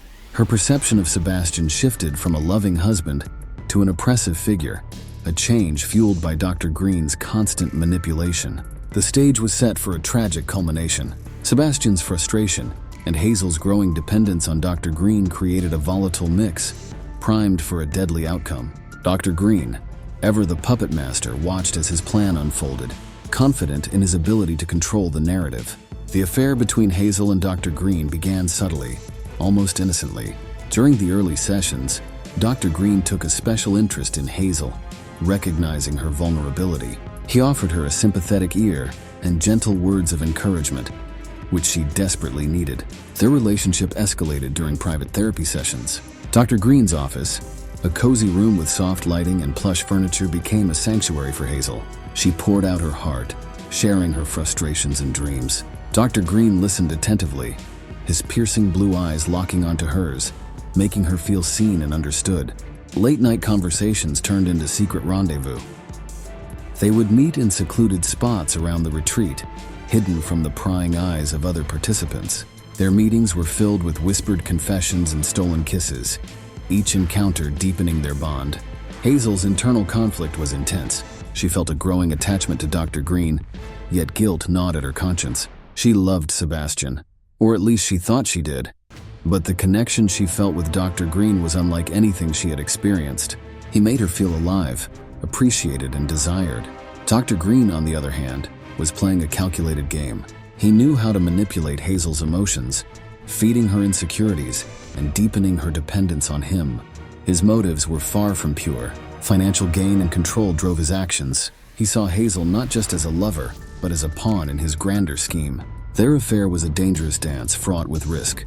Hazel's behavior became increasingly erratic, her guilt manifesting as anxiety and paranoia. She feared discovery, not just for the affair, but for the growing realization that Dr. Green had a hold over her that she couldn't break. One evening, as they met in a secluded part of the retreat, Dr. Green's true nature began to surface. He spoke of their future together, painting a picture of a life free from Sebastian's control. Hazel, caught in his web, began to believe in the possibility of a new life. However, the cost of this new life was steep, and the shadows of doubt began to creep into her mind. Dr. Green's manipulation extended to Sebastian as well. He planted seeds of suspicion, subtly suggesting that Hazel's behavior was a reaction to Sebastian's controlling nature. He urged Sebastian to be more understanding and patient, all the while knowing that his advice would only exacerbate the tension. As the retreat progressed, the affair became more intense, the secrecy heightening the thrill and the danger. One evening, during a particularly heated session, the tension boiled over. Sebastian, feeling cornered and misunderstood, lashed out verbally. He accused Hazel of not trying, of already giving up on their marriage. Hazel, instead of responding, looked to Dr. Green for support. This small gesture was the breaking point for Sebastian. His face contorted with a mixture of hurt and rage, and he stormed out of the session. Dr. Green seized the opportunity to further manipulate Hazel. He comforted her, emphasizing how Sebastian's behavior was proof of his controlling nature. Hazel, emotionally fragile and desperate for validation, absorbed Dr. Green's words, her trust in him growing stronger. The other couples were taken aback by Sebastian's outburst. They had their own issues, but none had witnessed such a dramatic confrontation. Dr. Green addressed the group, explaining that sometimes conflicts needed to be brought to the surface to be resolved. His explanation was met with nods of understanding, though doubts lingered. Sebastian, alone and seething, wandered the retreat grounds. He couldn't shake the feeling that he was losing Hazel, not just to the problems in their marriage, but to Dr. Green himself. His mind raced with suspicions and fears, each thought more troubling than the last. He needed to find a way to reach Hazel, to break through the barriers that seemed to be growing between them. That night in their cabin, the atmosphere was tense and heavy with unspoken words. Sebastian tried to reach out to Hazel, to apologize and explain, but she was distant, her thoughts seemingly elsewhere. The silence between them was deafening, a stark contrast to the arguments that had filled the past days. Dr. Green, watching from the shadows, felt a sense of triumph. His plan was unfolding perfectly. The tension between Sebastian and Hazel was at its peak, and the stage was set for the next phase of his scheme. He knew that Sebastian was close to breaking, and all he needed was one final push. As the retreat moved into its fourth day, the sense of impending doom grew stronger. The other couples, though unaware of the full extent of the turmoil, sensed that something was terribly wrong. Dr. Green maintained his facade of professionalism, but his eyes betrayed a glint of anticipation. The stage was set for a tragic climax, one that would shatter the lives of those involved and expose the dark undercurrents that had been simmering beneath the surface. The tension, carefully cultivated by Dr. Green, was about to reach a deadly crescendo. The fourth night of the retreat was shrouded in an eerie stillness. The usual sounds of the forest seemed muted, and a heavy fog rolled in, enveloping the cabin in a ghostly embrace. Sebastian and Hazel had retired to their room after another tense day, the silence between them more oppressive than ever. Around midnight, a blood-curdling scream pierced the night. The other couples, jolted from their sleep, rushed out of their rooms, confusion and fear etched on their faces. The source of the scream was unmistakable. It came from Sebastian and Hazel's cabin. Dr. Green, appearing composed yet concerned, quickly took charge. He directed the others to stay back while he entered the cabin. Inside, he found Hazel, pale and trembling, standing over Sebastian's lifeless body. The room was in disarray, signs of a struggle evident. Sebastian lay on the floor, his eyes wide open in a final expression of shock and pain. There were visible bruises on his neck, and a broken lamp lay nearby. its jagged edges stained with blood. Hazel, in a state of shock, kept muttering that she didn't know what happened, that she had woken up to find him like this. Dr. Green, masking his satisfaction, wrapped his arm around Hazel, guiding her away from the scene. He assured the other participants that he would handle the situation and contacted the local authorities. Within minutes, the tranquility of the retreat was shattered by the arrival of police and paramedics. The initial investigation pointed to foul play. The signs of struggle and the nature of Sebastian's injuries indicated a violent confrontation. Hazel, as the only other person in the room, became the prime suspect. She was taken into custody for questioning, her dazed state complicating the initial interrogation. Dr. Green, playing the role of the concerned therapist, vouched for Hazel. He explained to the police that she had been under immense stress and that Sebastian had been aggressive. He painted a picture of a woman pushed to her limits, subtly suggesting that she might have acted in self-defense. The police, while not entirely convinced, took Dr. Green's statements into account. They began piecing together the events leading up to the murder. Other participants were interviewed, and it became clear that the Thompsons' relationship had been in turmoil. The tension between them, coupled with Sebastian's controlling nature, provided a potential motive. However, as the investigation progressed, inconsistencies in Hazel's account began to emerge. She couldn't clearly remember the events of the night, her memories a foggy jumble of fear and confusion. Her emotional state was fragile, and she seemed genuinely distraught over Sebastian's death. Dr. Green continued to support Hazel, maintaining his role as her confidant and protector. He provided the police with additional details, carefully crafting a narrative that supported his version of events. He portrayed Sebastian as a domineering husband and Hazel as a victim driven to desperation. As the police delved deeper, they uncovered the affair between Hazel and Dr. Green. This revelation added a new dimension to the case. The affair provided a potential motive for Hazel, but it also raised questions about Dr. Green's involvement. His influence over Hazel was evident, and some investigators began to suspect that he might have had a hand in the events. Dr. Green, sensing the growing suspicion, remained calm and cooperative. He deflected attention from himself, emphasizing his role as a therapist trying to help a troubled couple. His charm and professionalism worked in his favor, but the police weren't entirely convinced. The discovery of the affair shifted the focus of the investigation. Hazel, now seen as both a suspect and a victim, faced intense scrutiny. Dr. Green, while not officially a suspect, was under the radar. The stage was set for a complex and convoluted investigation, with multiple layers of deception and manipulation to unravel. As the night wore on, the sense of tragedy and confusion deepened. Sebastian's death, initially seen as a tragic accident, now appeared to be a murder driven by hidden motives and dark secrets. The serene retreat had become the scene of a chilling crime, and the truth was far from clear. The police investigation into Sebastian Thompson's death quickly intensified. Detective Sarah Collins, a seasoned investigator with a keen eye for detail, was assigned to the case.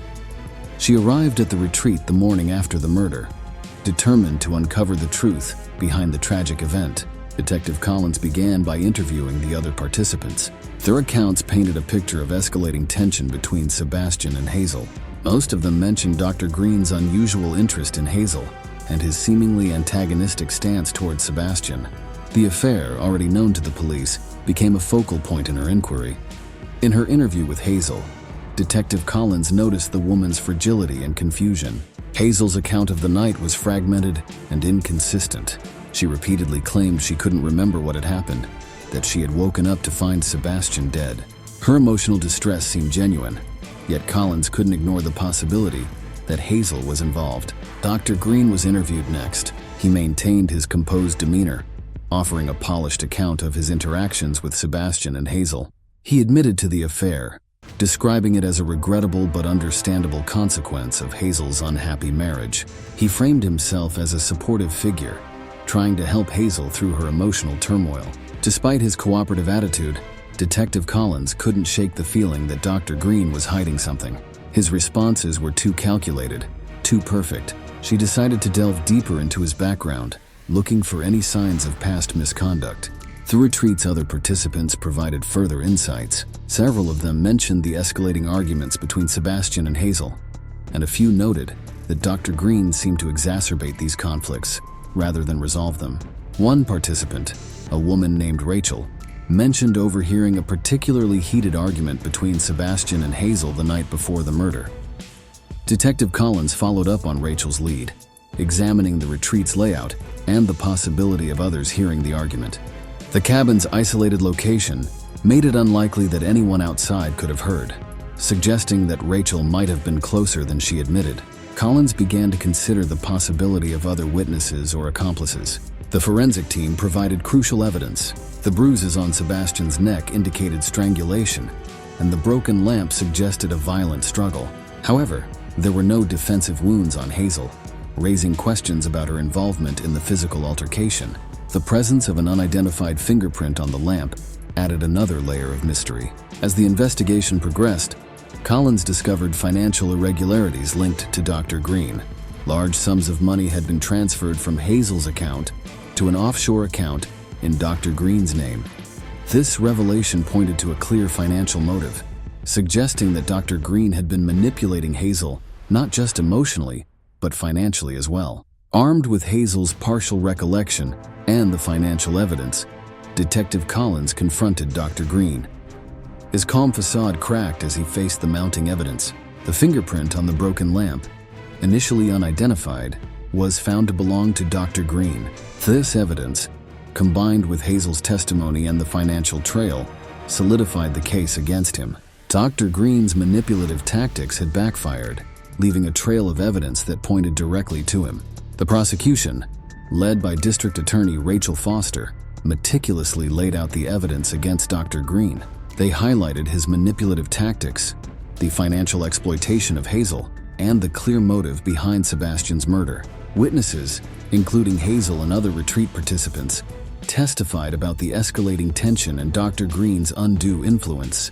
The jury, after deliberating for several hours, found Dr. Green guilty of first-degree murder and financial exploitation and was sentenced to life imprisonment without the possibility of parole. In the end, the truth had been uncovered and justice had been served. The scars left behind were deep, but they were also a testament to the resilience of the human spirit. Hazel and the other survivors found a way to move forward, their experiences shaping a future where trust and healing could coexist.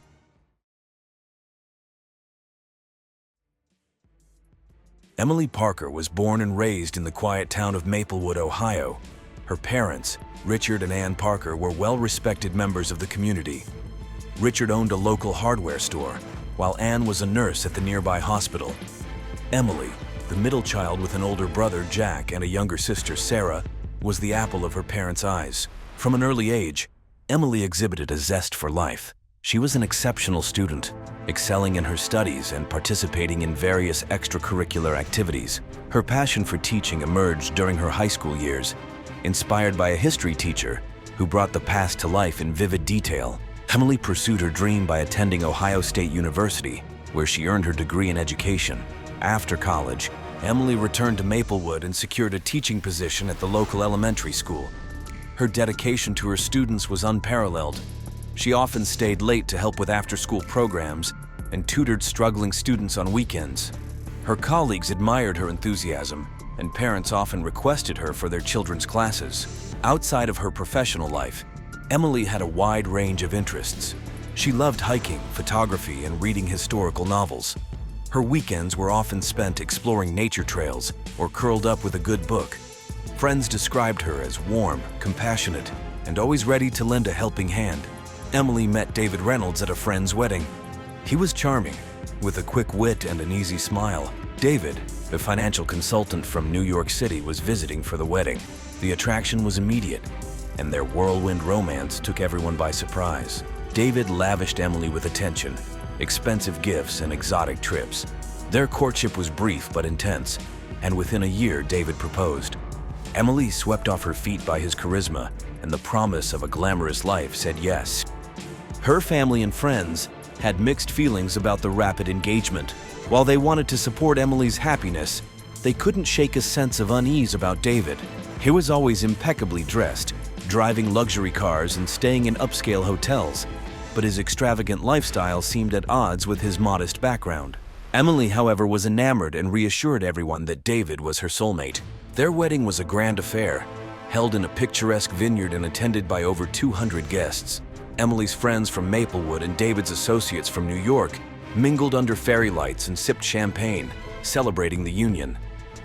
As the newlyweds departed for their honeymoon in St. Lucia, no one could have predicted the dark turn their love story would take. David Reynolds was born and raised in Queens, New York. His parents, Thomas and Margaret Reynolds, struggled to make ends meet. Thomas worked as a mechanic, while Margaret held various part-time jobs to support their 3 children. David, the eldest, grew up with a strong drive to escape the financial hardships of his upbringing. From a young age, David exhibited a knack for numbers and a shrewd understanding of money. He excelled in school, earning a scholarship to New York University where he studied finance. David's ambition was evident. He spent his college years networking and securing internships at prestigious firms. His relentless work ethic paid off, and upon graduation, he landed a coveted position at a top financial consultancy. David quickly rose through the ranks, his talent for investment strategies and financial planning earning him a reputation as a rising star. His success afforded him a lifestyle he had always dreamed of: designer suits, high-end cars, and a luxury apartment in Manhattan. However, his professional success masked deeper issues. Colleagues often described David as charming but ruthless, willing to bend the rules to achieve his goals. David's personal life was equally complex. His charm attracted many women, but his relationships were often short-lived. He had a series of high-profile romances, each ending abruptly amid rumors of infidelity and deceit. Despite this, he maintained a polished public image, carefully curating his social media to portray a life of sophistication and success. When David met Emily Parker, she represented something different. Her genuine warmth and small-town innocence were a stark contrast to the superficial relationships he was accustomed to. To his friends, it seemed like David was truly in love for the first time. But as their relationship progressed, cracks began to appear. David's financial empire was not as solid as it seemed. Behind the scenes, he was entangled in risky investments and mounting debts. David's financial troubles were compounded by his extravagant spending habits. He kept these issues hidden from Emily, presenting only the image of a successful and devoted partner. His decision to propose was as much about securing a future with Emily as it was about seeking stability amid his growing financial chaos. Their wedding, though a joyous occasion, also marked the point where David's deceptions began to catch up with him. St. Lucia, with its lush landscapes and serene beaches, was the perfect backdrop for David and Emily's honeymoon. They stayed at an exclusive resort, their bungalow perched on the edge of a secluded cove. The first few days were filled with romantic dinners, sunset walks, and excursions to explore the island's natural beauty. Emily documented their adventures on social media, her posts filled with joy and excitement. On the night of Emily's disappearance, the couple dined at the resort's beachfront restaurant. The atmosphere was idyllic. Soft music played in the background, and tiki torches flickered in the gentle breeze. Fellow diners noticed the couple laughing and holding hands, seemingly in love. The staff, accustomed to honeymooners, paid them little special attention. After dinner, David suggested a moonlit walk along the beach. Emily, always one for romance, readily agreed. They strolled along the water's edge, the sound of the waves mingling with their conversation. David later recounted that Emily had expressed a desire to take a swim. She slipped off her sandals and waded into the water, the moonlight casting a silver glow on her figure. According to David, he returned to their bungalow to fetch a jacket for Emily. When he came back, she was gone. Panic set in as he searched the beach, calling her name. He alerted the resort staff, who joined the search, but Emily was nowhere to be found. David's distress seemed genuine as he spoke with the resort's manager, his voice cracking and hands trembling. The following morning, the local police were notified. They began an immediate investigation, questioning resort staff and guests. Divers searched the waters near the beach, and sniffer dogs were brought in to track any scent that might lead to Emily. Despite their efforts, no clues emerged. The beach was combed for any personal items, but nothing was found. As the hours turned into days, David's behavior began to attract scrutiny. He appeared genuinely distraught, but there were moments when his composure seemed forced. The police noted his meticulous recounting of events, almost as if rehearsed. Resort staff mentioned his insistence on calling his lawyer soon after Emily's disappearance, which struck them as odd. Witnesses provided conflicting accounts. Some recalled seeing the couple arguing earlier in the day, while others described them as affectionate. A few guests reported hearing raised voices from their bungalow the night before Emily vanished. The police were left with a puzzling mix of evidence and testimonies that painted an inconsistent picture of the couple's final hours together. As the investigation stalled, David's narrative was the only story available. His plea for information was broadcast on news networks, his tearful face becoming the public image of a grieving husband. Yet behind the scenes, Detective Hayes was piecing together a different story, one that hinted at a more sinister truth. Detective Hayes arrived at the resort, greeted by the tropical heat and the sight of tourists enjoying their vacations, seemingly unaware of the drama unfolding. His first step was to interview David Reynolds. Sitting across from him in the resort's lounge, Hayes observed David's demeanor carefully. The man seemed genuinely distraught, but there was an underlying tension that the seasoned detective couldn't ignore. David recounted the events of the night Emily disappeared, his voice steady, but his eyes betraying a flicker of anxiety. Hayes listened intently, asking pointed questions about their activities, their relationship, and any possible reasons Emily might have had to leave suddenly. David's answers were consistent, but Hayes felt they were too polished, as if rehearsed. The detective then spoke with the resort staff and other guests. The accounts varied, some aligning with David's story while others contradicted it. A waitress at the restaurant mentioned that David seemed agitated during dinner, frequently checking his phone. A couple staying in a neighboring bungalow reported hearing an argument late at night, although they couldn't make out the words. Hayes' team searched the couple's bungalow and the surrounding area. They found Emily's belongings neatly packed, her passport and wallet untouched. Her phone was missing, presumably with her. A thorough examination of the beach yielded no new clues. The tide and weather had likely washed away any trace evidence. As the days passed, the investigation broadened. Hayes looked into David's background, finding a man who was both successful and secretive. His financial records revealed a troubling pattern. Despite his high-paying job, David was deep in debt. Large withdrawals from his accounts suggested a gambling problem, and several investments had failed spectacularly. Hayes interviewed David's colleagues and friends in New York, uncovering a different side of him. They described David as charming but unreliable, with a penchant for risky ventures and a history of romantic entanglements. One colleague, who requested anonymity, mentioned that David had recently been involved in a scandal at work, hinting at financial misconduct. The detectives team also analyzed phone records and bank statements, uncovering a web of transactions that pointed to financial distress. Several large transfers had been made to offshore accounts, and David had taken out substantial loans shortly before the wedding. These findings suggested that David was far from the affluent figure he portrayed.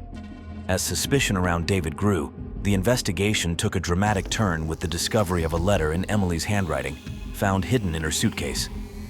It was addressed to her parents and hinted at her growing unease about David.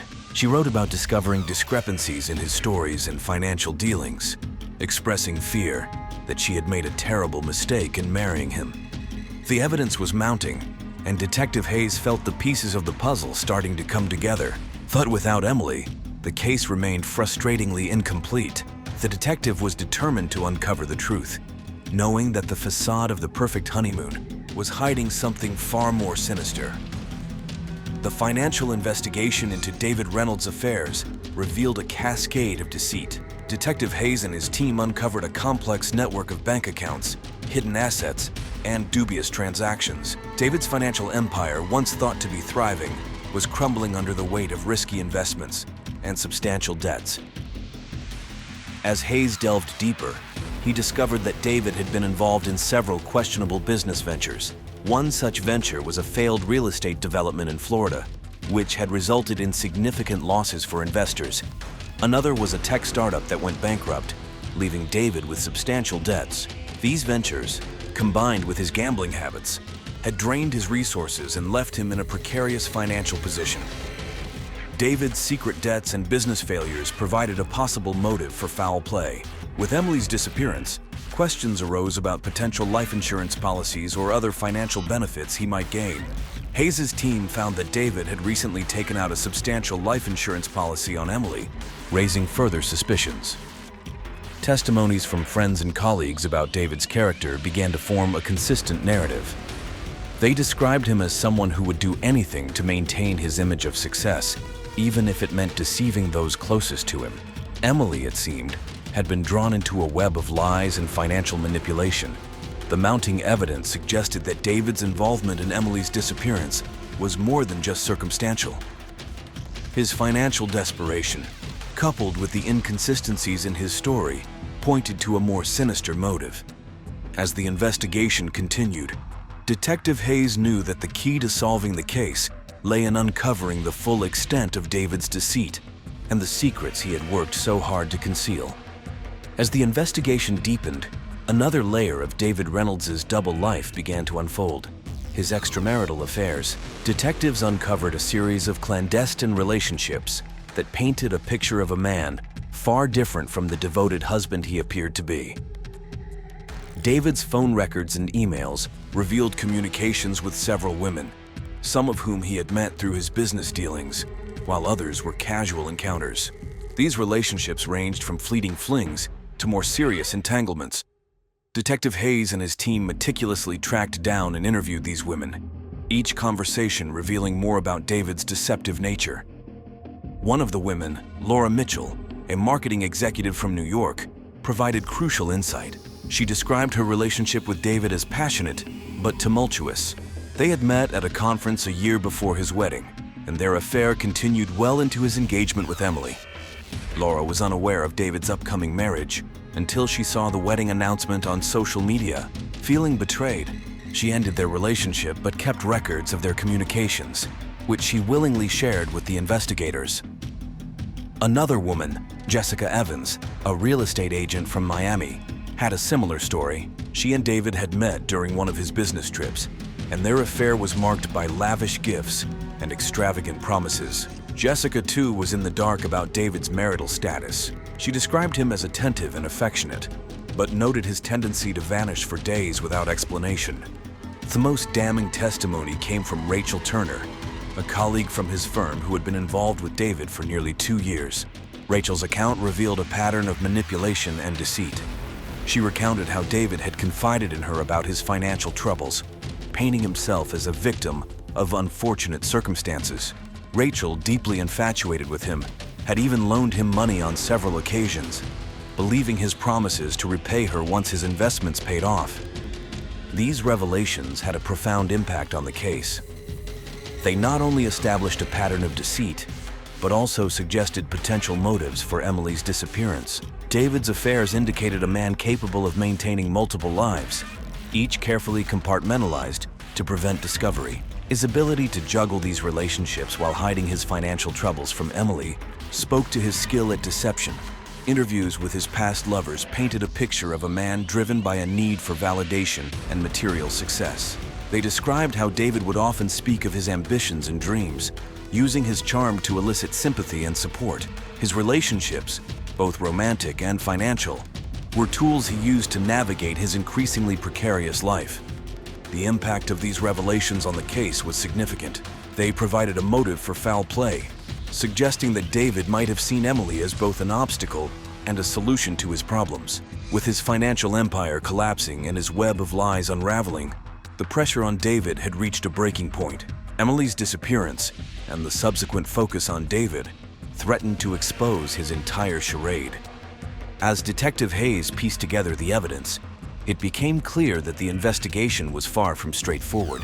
Each new discovery added complexity to the case, revealing the depths of David's deceit and the lengths he was willing to go to maintain his facade. The true challenge lay in proving his involvement beyond doubt, a task that required uncovering every hidden aspect of his life.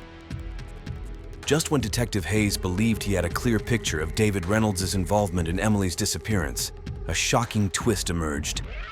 A mysterious figure, previously unknown to the investigation, came forward with information that turned the case on its head. The figure was a man named Alex Carter, a private investigator from New York. Alex contacted Detective Hayes, claiming to have crucial information about David Reynolds and his activities. Intrigued and cautious, Hayes arranged a meeting. In a dimly lit cafe, Alex revealed his connection to the case. Alex explained that he had been hired by an anonymous client to investigate David Reynolds months before Emily's disappearance. His client had suspected David of financial misconduct and infidelity, and Alex's investigation had uncovered significant evidence of both. He had been tracking David's movements and communications, documenting his secret affairs and shady business dealings.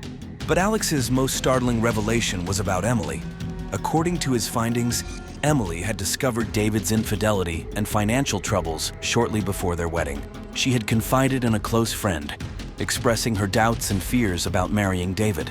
This friend, concerned for Emily's safety, had anonymously hired Alex to gather evidence, hoping to give Emily a way out of her situation. Alex provided Detective Hayes with a dossier of his findings, including photographs, financial records, and transcripts of conversations. One particularly damning piece of evidence was a recording of a conversation between David and an unknown associate discussing plans that hinted at foul play. The recording suggested that David had been plotting something sinister, although the details were vague. This new information complicated the case significantly. It introduced the possibility that Emily might have been aware of David's plans and had taken steps to protect herself. Detective Hayes considered the idea that Emily could have staged her disappearance to escape David's clutches, although the lack of concrete evidence made this theory difficult to prove. Hayes decided to re-interview everyone involved, armed with the new information. He spoke again with Emily's family and friends, uncovering more details about her state of mind before the wedding. Emily's best friend, Lisa, revealed that Emily had been increasingly anxious in the weeks leading up to the honeymoon. She had confided in Lisa about her fears and mentioned the anonymous tipster who had warned her about David. David's reaction to the reopened investigation was one of surprise and agitation. He denied any involvement in Emily's disappearance and dismissed the evidence provided by Alex Carter as fabrications. However, his growing frustration and inconsistent statements only added to the suspicion surrounding him. The twist in the case forced Detective Hayes to consider all possibilities. He intensified the search for Emily, exploring the idea that she might have gone into hiding. The investigation expanded to include airports, border crossings, and potential safe houses. The media coverage, once focused solely on David, began to speculate about Emily's fate and her possible role in the unfolding drama. As the investigation continued, Detective Hayes faced mounting pressure to solve the case. The new information from Alex Carter provided valuable leads, but it also complicated the narrative, making it harder to distinguish between victim and perpetrator. Hayes knew that the truth lay somewhere within the tangled web of deceit and betrayal, and he was determined to unravel it. The investigation into Emily Parker's disappearance stretched on for months, with Detective Hayes and his team following every lead, no matter how tenuous. The case had become a national obsession, with the media closely monitoring every development. Public opinion was divided. Some believed David Reynolds was guilty of foul play, while others speculated that Emily had staged her own disappearance to escape a troubled marriage. The breakthrough came unexpectedly. A hiker in a remote part of St. Lucia discovered a makeshift campsite hidden in the dense jungle. Among the belongings were items that matched the descriptions of Emily's possessions, including a distinctive bracelet she was known to wear. The discovery reignited the investigation, with search teams scouring the area for further clues. Eventually, they found Emily. She was alive but severely dehydrated and disoriented. Emily had indeed staged her disappearance, driven by fear and desperation, after uncovering David's deceit and feeling trapped in the marriage. She had fled into the jungle, intending to disappear entirely, but the harsh conditions had taken a toll on her health. Emily's rescue brought a mix of relief and outrage. While many were glad she was safe, questions about her actions and the trauma she endured dominated the public discourse. Detective Hayes interviewed Emily extensively, piecing together her story. She described the mounting pressure she felt after discovering David's infidelities and financial troubles. The anonymous tip from Alex Carter had been the final straw, prompting her to take drastic action. David Reynolds was arrested and charged with multiple crimes, including fraud, embezzlement, and conspiracy to commit harm. The evidence provided by Alex Carter, combined with Emily's testimony, built a strong case against him. During the trial, the full extent of David's deceit was laid bare. His financial empire had been a house of cards, supported by lies and illegal activities. The jury found him guilty on all counts, and he was sentenced to 10 years in prison. The aftermath of the case left lasting scars on everyone involved. Emily returned to Maplewood, where she began the long process of healing with the support of her family and friends. She became an advocate for domestic abuse victims, sharing her story to help others in similar situations. The media's fascination with her life eventually faded, but Emily remained a symbol of resilience and survival. Detective Hayes reflected on the case as one of the most challenging of his career. It had been a journey through layers of deception and human frailty, revealing the dark complexities of love, trust, and betrayal. The resolution, while not entirely satisfying, brought a measure of justice and closure to those affected. In the end, the case of Emily Parker's disappearance was a stark reminder that truth can be stranger than fiction, and that beneath the surface of seemingly perfect lives, there can lie a twisted web of secrets waiting to be uncovered.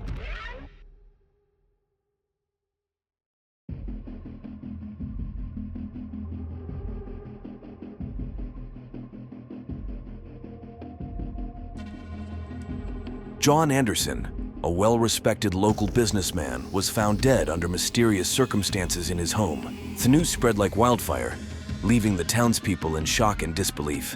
John's body was discovered by his wife, Lisa Anderson, who called the police in a state of frantic distress. The scene that awaited the detectives was both perplexing and chilling. John lay motionless in the living room, with no visible signs of struggle or forced entry. The initial examination suggested a sudden and unexplained death, but something felt off to the seasoned investigators. Detective Sarah Miller and her partner, Detective James Carter, were assigned to the case. Both experienced and diligent, they knew that in a small town like Brooksville, everyone had their secrets, and sometimes those secrets could be deadly. As they began their investigation, the townsfolk watched with bated breath, eager to know what had happened to one of their own. Rumors began to swirl as the community speculated about the cause of John's untimely demise. Some whispered about his business dealings, while others hinted at personal troubles. Little did they know that the truth was far more sinister and tangled than they could ever imagine. As the detectives delved deeper into John's life and relationships, they uncovered a web of deceit, betrayal, and hidden motives that pointed to a shocking conclusion. John Anderson was a man of many facets. At 45, he had built a successful career as the owner of a local hardware store, Anderson's Supplies, which had been a staple in Brooksville for over 2 decades. Known for his generosity and commitment to the community, John was a beloved figure in town. He often donated to local charities and sponsored youth sports teams, earning him a reputation as a pillar of Brooksville society. Despite his public persona, those who knew John well were aware of his private struggles. His marriage to Lisa had been under strain for several years. The couple had met in college and married young, but over time the passion had waned, replaced by routine and occasional arguments. Friends described John as hardworking and dedicated, but also as someone who could be distant and absorbed in his work. John's last known activities painted a picture of a man entrenched in his routine. He had spent the previous day at his store, attending to customers and managing inventory. He left work at his usual time, stopped briefly at a local diner for a cup of coffee, and then headed home. Surveillance footage confirmed that he arrived at his house at 6:45 p.m. That evening, John had planned to spend a quiet night with Lisa, watching television and discussing their upcoming vacation. However, Lisa reported that John had complained of feeling unwell shortly after dinner. He had retired to the living room to rest, and that was the last time she saw him alive. When she went to check on him later, she found him unresponsive and called 911. The initial autopsy report was inconclusive. There were no obvious signs of trauma or foul play, and toxicology results were pending. Detectives Miller and Carter knew that they had to dig deeper into John's life to uncover any potential clues that could explain his sudden death. They began by interviewing Lisa and those closest to John, hoping to piece together the events leading up to that fateful night. Lisa Anderson was the picture of grief when the detectives first interviewed her. At 42, she was a striking woman with auburn hair and piercing blue eyes, now red-rimmed from crying. Her distress seemed genuine, but Miller and Carter knew better than to take things at face value. They needed to understand her relationship with John and her potential role in his death. Lisa worked as a marketing manager for a local real estate firm, a job she had taken up after their 2 children, Jake and Emily, went off to college. Described by friends as outgoing and charismatic, Lisa was well liked in the community. However, some noted that her marriage to John had been rocky. There were rumors of arguments and a growing emotional distance between them. When questioned about the night of John's death, Lisa recounted her version of events with a tremor in her voice. She described how John had complained of feeling ill after dinner and had decided to lie down in the living room. She had given him some space, thinking he needed rest, and had gone upstairs to read. Hours later, when she didn't hear from him, she went downstairs and found him unresponsive. Lisa's reaction to John's death was complex. She expressed deep sorrow and a sense of loss, but also hinted at frustrations that had simmered beneath the surface of their marriage. She admitted that they had been going through a rough patch, but she insisted that she loved John and had hoped to work through their issues. As the detectives delved deeper, they noticed subtle inconsistencies in Lisa's statements. She seemed hesitant when discussing certain aspects of her relationship with John, and there were moments when her grief appeared almost performative. Miller and Carter decided to explore further, focusing on Lisa's personal life and relationships outside her marriage. Their investigation soon led them to Mark Benson, Lisa's co-worker.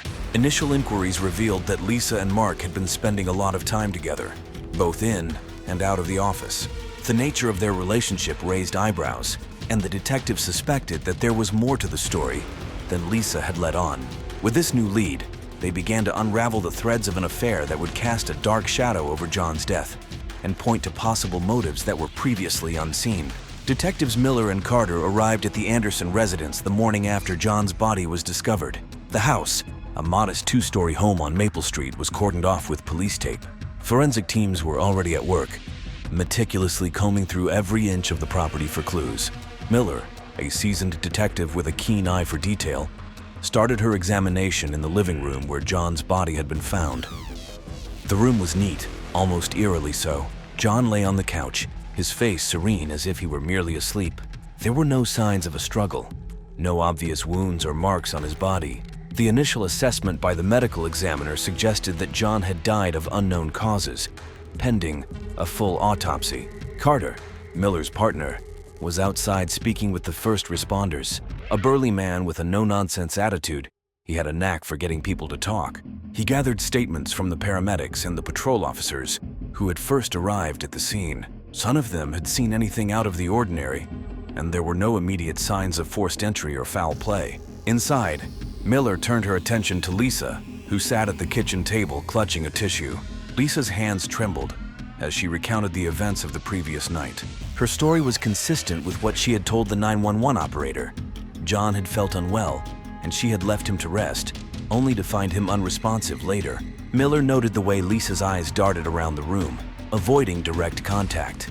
As they wrapped up their initial interviews, Miller and Carter spoke with several neighbors. Most described the Andersons as a quiet couple who kept to themselves. A few mentioned hearing arguments on occasion, but nothing that had raised significant alarm. One neighbor, Mrs. Evans, an elderly widow who lived next door, recalled seeing John the evening before. He had seemed his usual self, waving as he walked to his front door. Back at the station, the detectives reviewed their notes.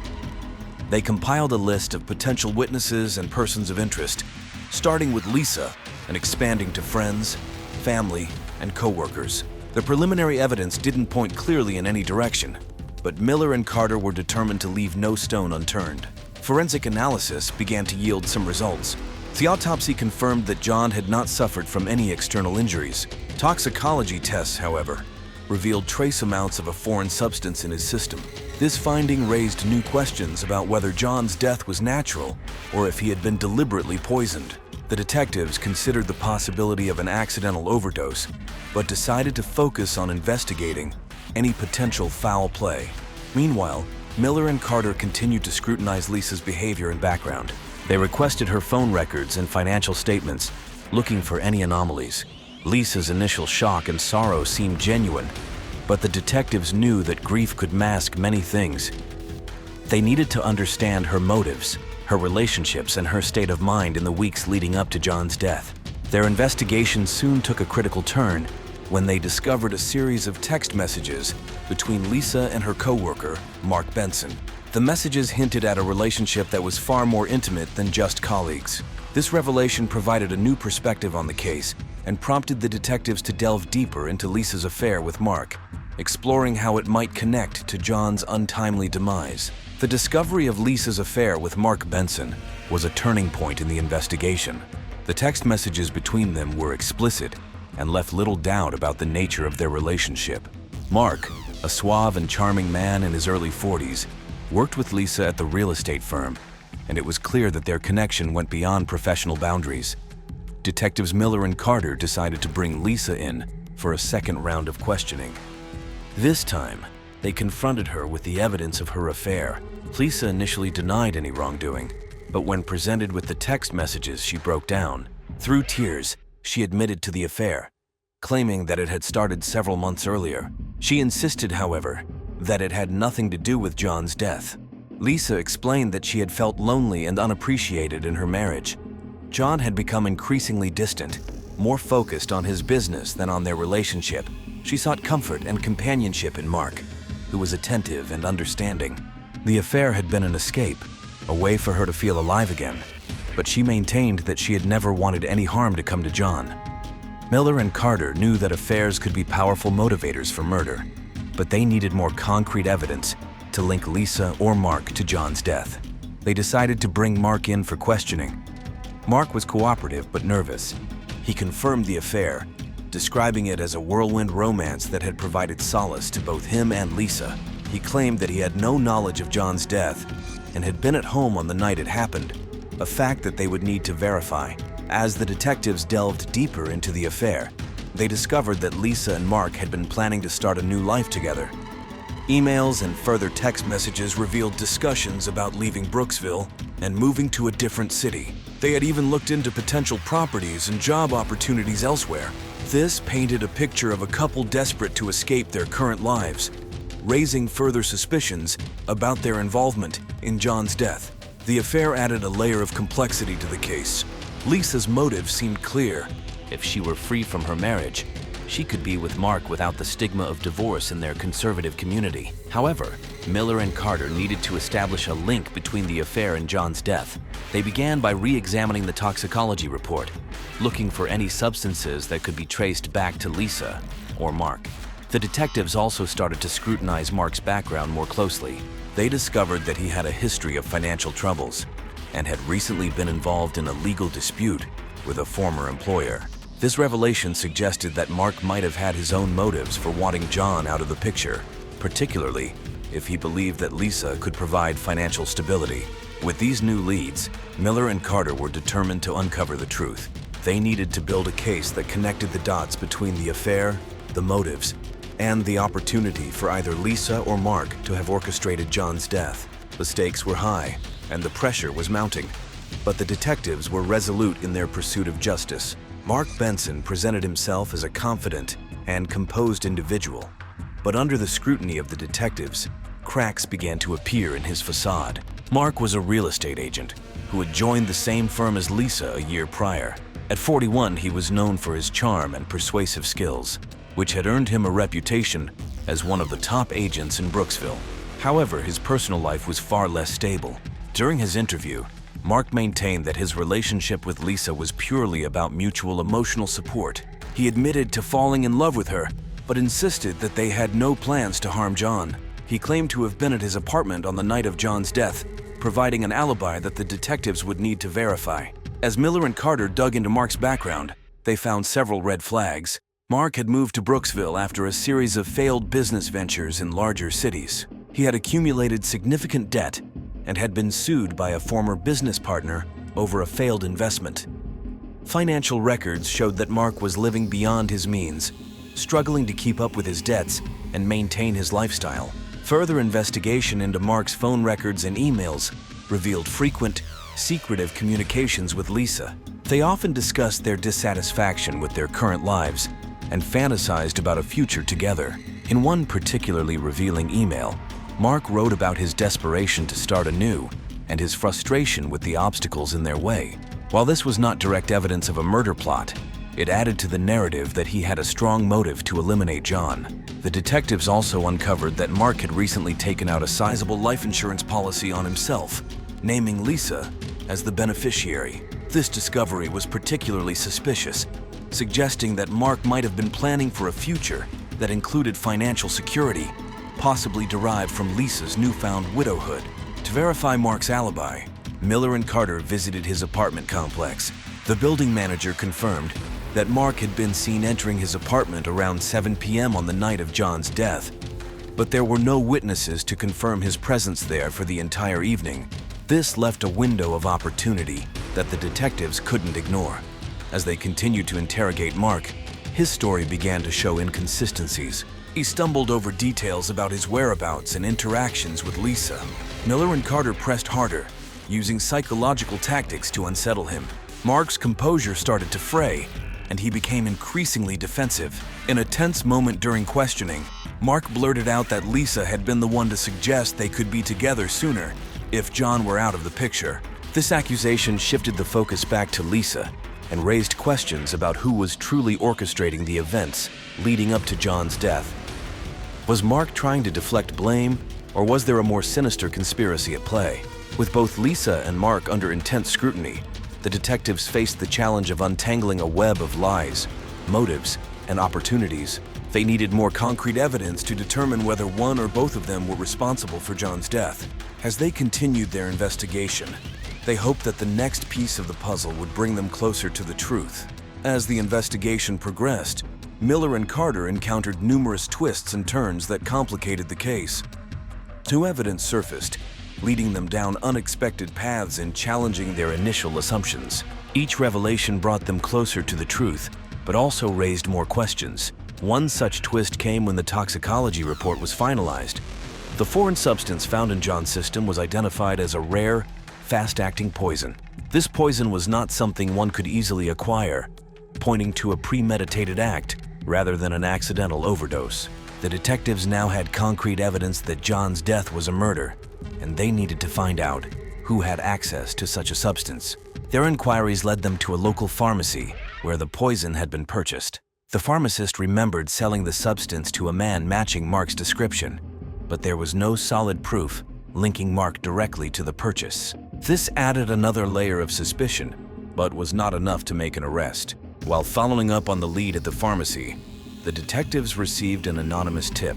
The caller claimed to have seen Lisa meeting with a man in a secluded park shortly before John's death. This information suggested that Lisa might have been plotting something clandestine, possibly involving Mark.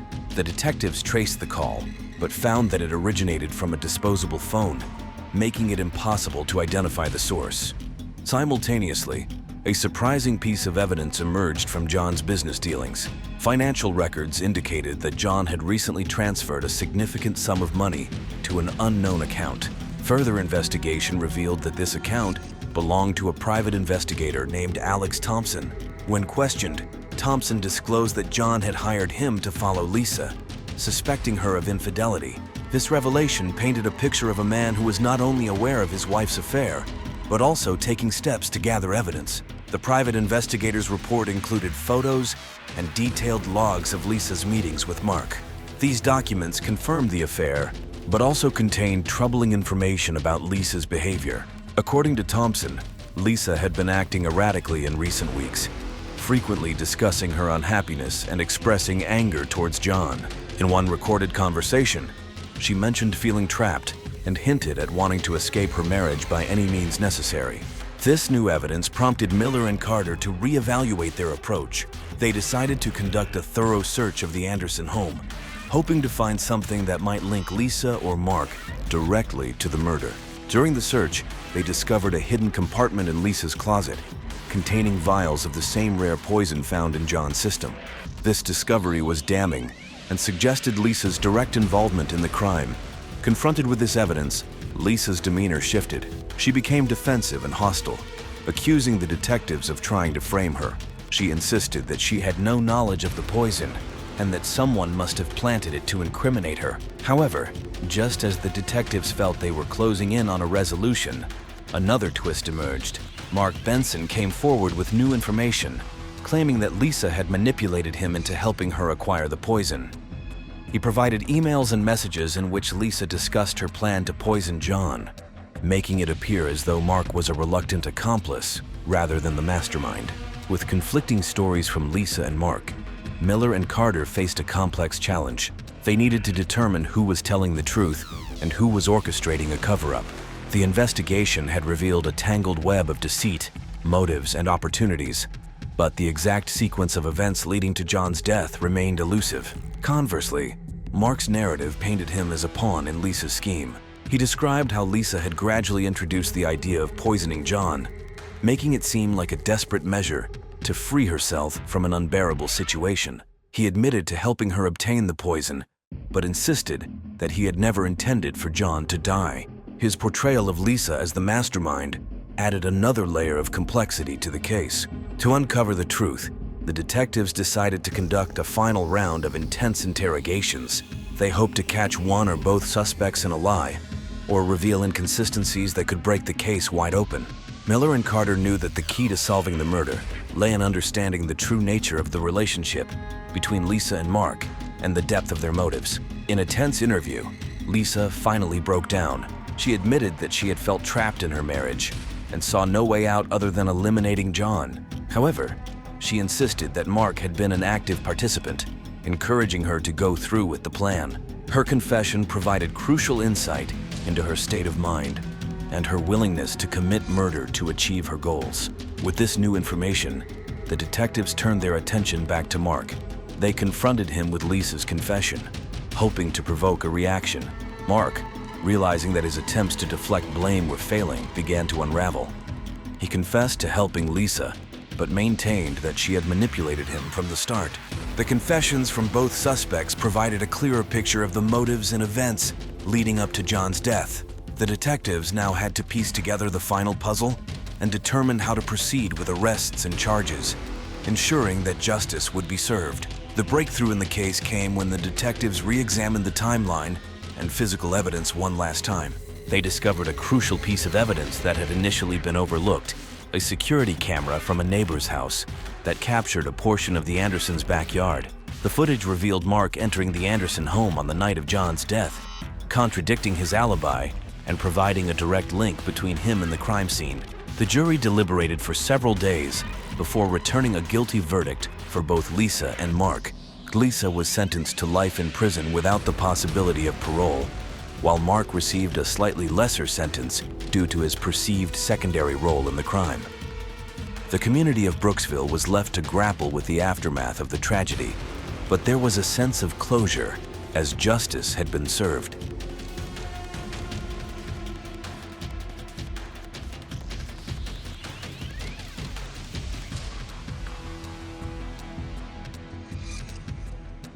John Harrison, a respected local businessman, was found murdered in his own home. The evidence soon pointed towards his wife, Emily, sparking a scandal that would unravel a complex web of lies, twisted love triangles, deceit, and dark secrets. Emily Harrison, a beautiful woman in her mid-30s, had always been the center of attention. Her previous marriage to Michael Turner had ended amicably, or so it seemed. John, her current husband, had a strained relationship with his younger brother, David. This strained dynamic hid deeper, more sinister connections that would come to light as the investigation unfolded. The murder of John Harrison was not a straightforward case. It was the catalyst that exposed a convoluted love triangle, revealing that everyone involved had motives buried beneath layers of pretense and propriety. Detective Sarah Miller and her partner, Detective Tom Reynolds, would soon find themselves entangled in a case that defied simple explanations. The night of the murder, Emily's scream pierced the quiet neighborhood. The first responders arrived at the Harrison residence to find Emily in a state of hysteria, her clothes stained with blood. John's body lay sprawled on the living room floor, a deep gash across his throat. Blood pooled around him, soaking into the carpet. The scene was chaotic, with furniture overturned and signs of a struggle evident. Officer Daniels, the first on the scene, quickly secured the area. He observed Emily, who was sobbing uncontrollably, clutching a framed photo of her and John. Her hands trembled as she tried to explain what had happened. "I found him like this. I came home and he was just lying there. I didn't know what to do. Her voice was shaky, her eyes wide with terror, but there was something in her demeanor that didn't quite add up. She was too composed, too rehearsed. Detective Miller arrived shortly after, her keen eyes taking in every detail. She noted the absence of forced entry and the fact that John seemed to have been caught off guard. It suggested that he knew his attacker. Miller's gut instinct told her that this was more than just a burglary gone wrong. As the forensic team began their work, Miller pulled Emily aside for a more detailed statement. Emily recounted her day, carefully avoiding eye contact. She claimed to have been out shopping and returned to find John dead. But there were inconsistencies in her story, small details that didn't align. Detective Reynolds joined Miller, his expression grim. He had spoken with the neighbors, who reported hearing raised voices earlier in the evening. None could identify the second voice, but it was clear that John had not been alone before his death. Miller looked at Reynolds. "This isn't a simple case, Tom. There's more to this than meets the eye." Reynolds nodded in agreement. "Let's dig deeper. Something tells me we're only scratching the surface." The investigation into John Harrison's murder kicked off in earnest the following day. Detectives Miller and Reynolds began their meticulous process of gathering evidence and conducting interviews. The first step was to build a timeline of John's final hours. They discovered that John had left his office around 5 p.m., a bit earlier than usual. His assistant mentioned that he seemed preoccupied, almost distracted. Emily's account placed her at the local mall during this time, but there were no security camera records to confirm her presence. Detective Miller focused on Emily's behavior. She seemed cooperative, yet there was an underlying current of tension. During questioning, Emily maintained her story but frequently glanced at her phone as if expecting a message or call. Miller made a mental note to check her phone records. Meanwhile, Reynolds delved into John's professional life. As a successful real estate developer, John had made a few enemies. Business rivals and disgruntled former employees formed a list of potential suspects. However, none seemed to have a motive strong enough for murder. As they dug deeper, the detectives learned more about Emily's past. Her previous marriage to Michael Turner had ended 5 years ago. The divorce was amicable on paper, but whispers of infidelity and financial disputes lingered. Michael had moved out of town but returned occasionally, supposedly to visit his daughter from another relationship. Detective Miller decided to pay Michael a visit. He lived in a modest apartment on the outskirts of Willow Creek. Michael was a tall, brooding man with a rugged charm. He appeared genuinely shocked when Miller informed him of John's murder. "Emily called me last night," he said, his voice tinged with concern. "She was hysterical, said John was dead. I told her to call the police and then I rushed over. But by the time I got there, the place was crawling with cops. Michael's alibi was shaky, but there was no concrete evidence linking him to the crime." Miller noted his reaction and decided to keep him under surveillance. Back at the station, Reynolds had uncovered a new lead. David Harrison, John's younger brother, had been seen arguing with John several days before the murder. David, a charming but aimless man, had always lived in his brother's shadow. He harbored a deep resentment towards John, fueled by jealousy and financial dependence. David was brought in for questioning. He was visibly nervous, his eyes darting around the room as he spoke. "John and I argued about money," he admitted. "He was going to cut me off, but I didn't kill him." The detectives were skeptical. David's alibi for the night of the murder was weak. He claimed to have been at a bar, but no one could confirm his presence. As they continued to press him, David's story began to unravel. Emily's suspicious behavior, Michael's shaky alibi, and David's deep-seated resentment formed a tangled web. The detectives realized they were dealing with more than just a crime of passion. There were layers of deceit and hidden motives that needed to be peeled back. One by one, John and Emily Harrison appeared to be the quintessential suburban couple. They had a beautiful home, a successful business, and were well-liked in their community. But beneath the veneer of their perfect life, cracks were beginning to show. John had built his real estate empire from the ground up. He was known for his business acumen and ruthless negotiating tactics. However, his professional success came at a personal cost. John's demanding work schedule left little time for his marriage, creating a rift between him and Emily. Emily, on the other hand, had a more complex past. Raised in a wealthy family, she was accustomed to a life of privilege. Her first marriage to Michael Turner had been a whirlwind romance. Michael was a charismatic entrepreneur, but his business ventures often ended in failure. Their relationship was passionate but tumultuous. marked by frequent arguments and infidelity. The divorce had been bitter, with Emily accusing Michael of cheating and financial mismanagement. Michael, in turn, claimed that Emily's spending habits had driven him to the brink of bankruptcy. Despite the acrimony, they managed to part ways without too much public scandal. Michael left town, but he never completely severed ties with Emily. John entered Emily's life shortly after her divorce. He offered stability and security, something she desperately needed. Their courtship was swift, and they married within a year. However, the transition from a tumultuous relationship to a stable one was not easy for Emily. She missed the excitement and unpredictability that Michael had brought into her life. David Harrison, John's younger brother, was another significant figure in the unfolding drama. David had always been the black sheep of the family. He struggled with various addictions and had a string of failed business ventures. John often bailed him out, creating a sense of dependency and resentment. David's relationship with Emily was complex. They had an undeniable chemistry, and their interactions were often charged with unspoken tension. Emily confided in David about her marital problems, and he, in turn, found solace in her company. It was clear to the detectives that there was more to their relationship than met the eye. As Miller and Reynolds dug deeper, they discovered that John had recently made some significant financial moves.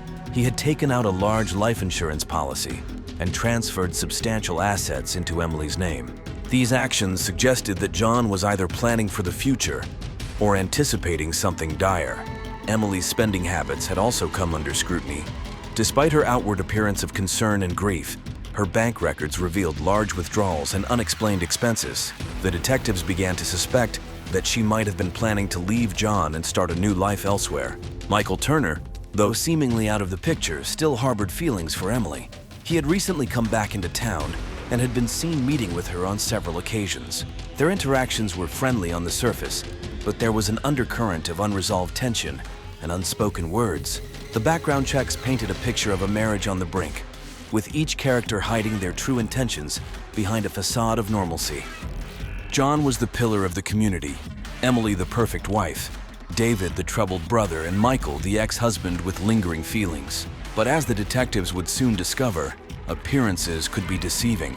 As the investigation progressed, the detectives focused on uncovering the motives behind John Harrison's murder. Each of the main players had reasons, both hidden and overt, that could drive them to such an extreme act. Emily's financial troubles were the most glaring. Despite John's success, their finances were strained. Emily's lavish lifestyle had put them in significant debt. The large life insurance policy John had recently taken out added a sinister layer to this financial stress. If Emily were to benefit from John's death, it would solve all her money problems. Emily's affair with David complicated matters further. Their relationship was more than just a fleeting romance. It was a deeply emotional bond, forged out of mutual dissatisfaction and dependency. Michael Turner also had a motive. His lingering feelings for Emily and the unresolved bitterness from their divorce created a volatile mix. Michael's financial instability made him susceptible to desperate measures. His frequent visits to Emily hinted at a rekindled relationship, which could have easily turned into a conspiracy against John. David's resentment towards his brother was well documented. He had lived in John's shadow for most of his life, relying on him for financial support. The argument they had days before the murder centered on money and control. John had threatened to cut David off, a move that would leave him destitute. David's dependence on John created a deep-seated hatred that could have driven him to murder. The detectives also considered the possibility of a joint effort between Emily and David. Their affair, coupled with their financial motives, made them prime suspects. If they conspired together, they could both benefit immensely from John's death. Emily would gain financial freedom, and David would rid himself of his brother's dominance. One evening, Detective Miller received a call from a local bartender who claimed to have seen Emily and David together on the night of the murder. According to the bartender, they appeared to be in an intense conversation, their body language suggesting more than just a casual encounter. This new information put both Emily and David at the scene of the crime around the estimated time of death. Miller and Reynolds brought Emily in for further questioning. Confronted with the bartender's testimony, Emily's composure began to crack. She admitted to meeting David, but insisted they were discussing her troubled marriage and had nothing to do with John's death. David, on the other hand, was less forthcoming. When questioned about his whereabouts, he became defensive and evasive.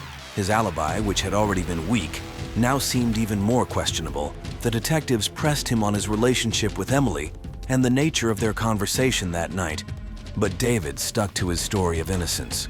Michael Turner also remained a person of interest.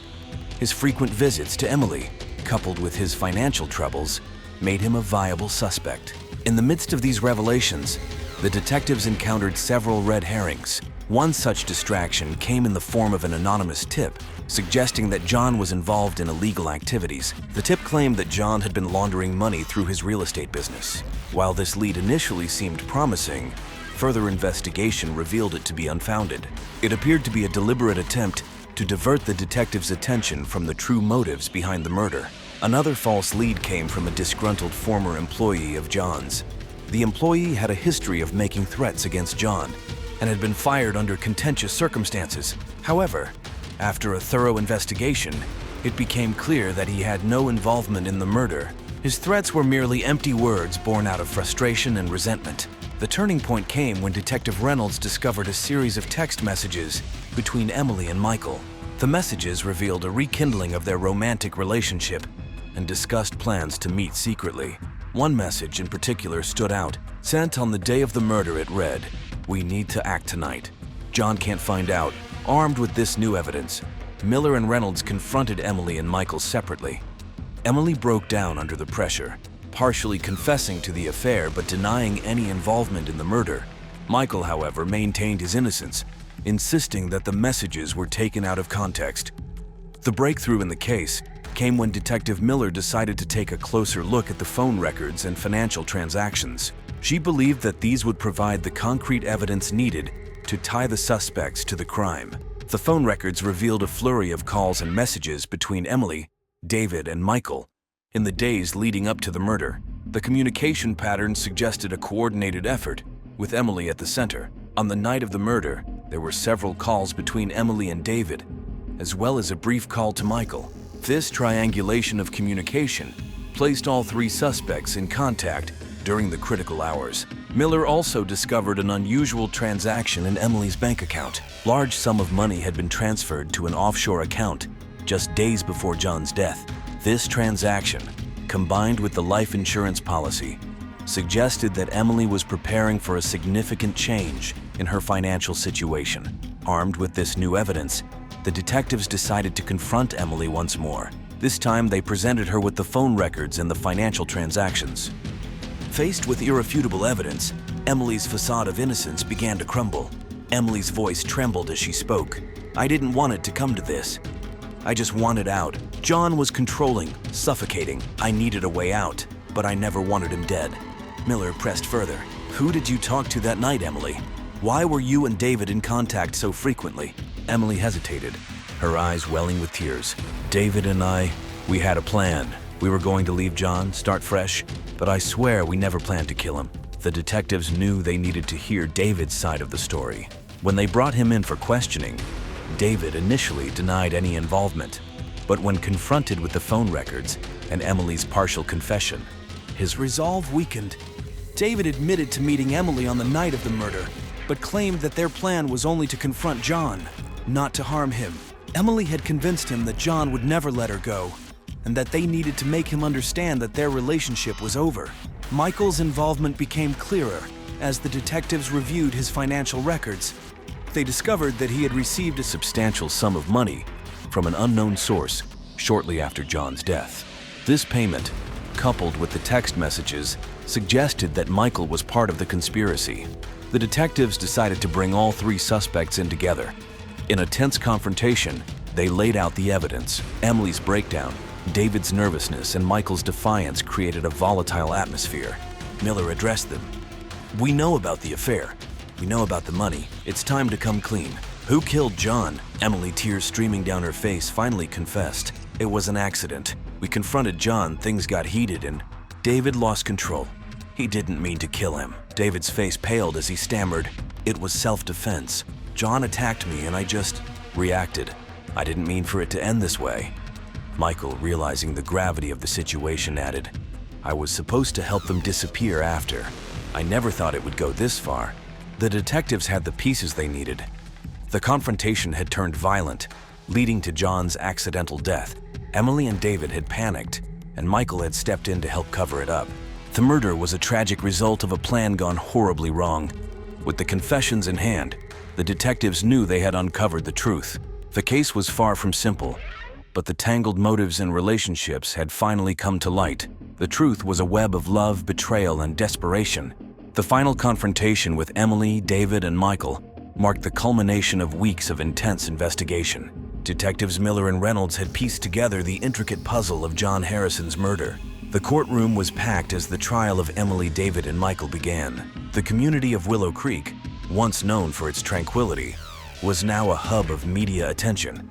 Reporters and spectators alike were eager to hear the sordid details of the case that had shocked the town. The prosecution laid out a compelling narrative. They described how Emily's affair with David had rekindled old passions, and how their relationship had become a desperate escape from her controlling marriage. The prosecution argued that the financial troubles and the life insurance policy created a powerful motive for murder. Emily's defense attorney tried to paint her as a victim of circumstances, a woman trapped in a loveless marriage who made poor decisions in a moment of panic. They emphasized that the murder was unplanned and that Emily had no intention of killing her husband.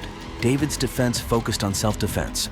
They highlighted John's aggressive behavior and his attack on David, arguing that David had acted out of fear for his life. They portrayed him as a man pushed to his breaking point by years of familial tension and resentment. Michael's defense was the most straightforward. They claimed he had no prior knowledge of the murder plan and that his involvement was limited to helping Emily out of misguided loyalty. He was depicted as an unwitting accomplice, caught up in a situation beyond his control. Throughout the trial, the detectives' meticulous work came to light. The phone records, financial transactions, and confessions all painted a vivid picture of the events leading up to John's death. The jury listened intently as the prosecution and defense presented their cases. On the stand, Emily was a picture of remorse. She recounted the night of the murder in vivid detail, her voice breaking as she described the confrontation with John. Tears streamed down her face as she spoke of her regret and fear. "I loved John," she said, her voice trembling, "but I felt trapped. When David and I confronted him, everything spiraled out of control. I never wanted this to happen." David's testimony was equally emotional. He described the years of living in John's shadow, the constant feeling of inadequacy, and the moment of terror when John attacked him. "I just wanted to protect myself," he said, his voice cracking. "I never meant to kill him. It was an accident." Michael, in his testimony, admitted to helping Emily cover up the murder, but insisted he had no part in the actual killing.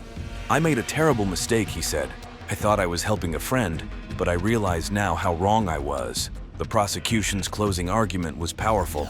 They emphasized the premeditation involved in the affair and the financial motives. They argued that while the murder might not have been meticulously planned, it was the result of a series of deliberate actions taken by Emily and David. The defense's closing arguments focused on the emotional and psychological aspects of the case. They pleaded for leniency, highlighting the lack of premeditation and the complex web of emotions that led to the tragic event. After several days of deliberation, the jury reached a verdict. Emily and David were found guilty of second-degree murder, acknowledging the crime's emotional context, but also the gravity of their actions.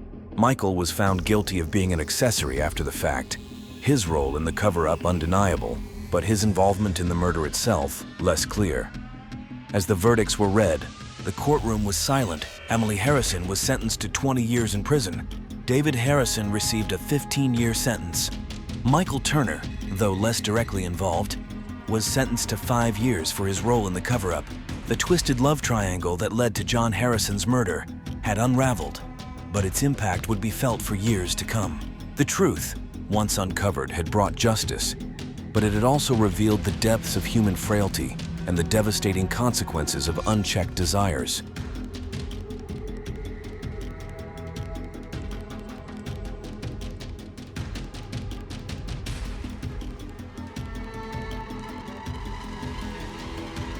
Donald and Violet Dawson were the golden couple of Riverview. They moved into their elegant two-story house on Maple Street 5 years ago, quickly becoming popular in the tight-knit community. Donald's wit and charm made him a favorite at neighborhood gatherings, while Violet's warm smile and artistic talent endeared her to everyone she met. Together, they hosted barbecues, attended charity events, and were often seen jogging together in the mornings, embodying the image of marital bliss. Donald's career as a financial analyst was thriving. He had a keen eye for investments and was climbing the corporate ladder with impressive speed. His colleagues admired his work ethic and sharp mind, often turning to him for advice on financial matters. Violet, on the other hand, ran a successful freelance graphic design business from home. Her designs were in high demand, and she had a loyal client base that appreciated her creativity and attention to detail. Their social circle included other young professionals and couples who often praised their relationship. They seemed to complement each other perfectly. Donald was the outgoing, ambitious partner, while Violet provided a nurturing and supportive presence. They had no children, but they doted on their golden retriever, Max, treating him like their own child. To anyone looking in from the outside, Donald and Violet had it all. But as the months turned into years, small cracks began to appear in their perfect facade. The first signs of trouble were the minor arguments over mundane household matters. Violet would complain about Donald leaving his clothes on the floor or not doing his share of the chores. Donald, in turn, would criticize Violet for her spending habits or the way she managed her time. These disagreements were brushed off as normal marital spats, but they hinted at deeper issues lurking beneath the surface. Their friends noticed the change but didn't think much of it.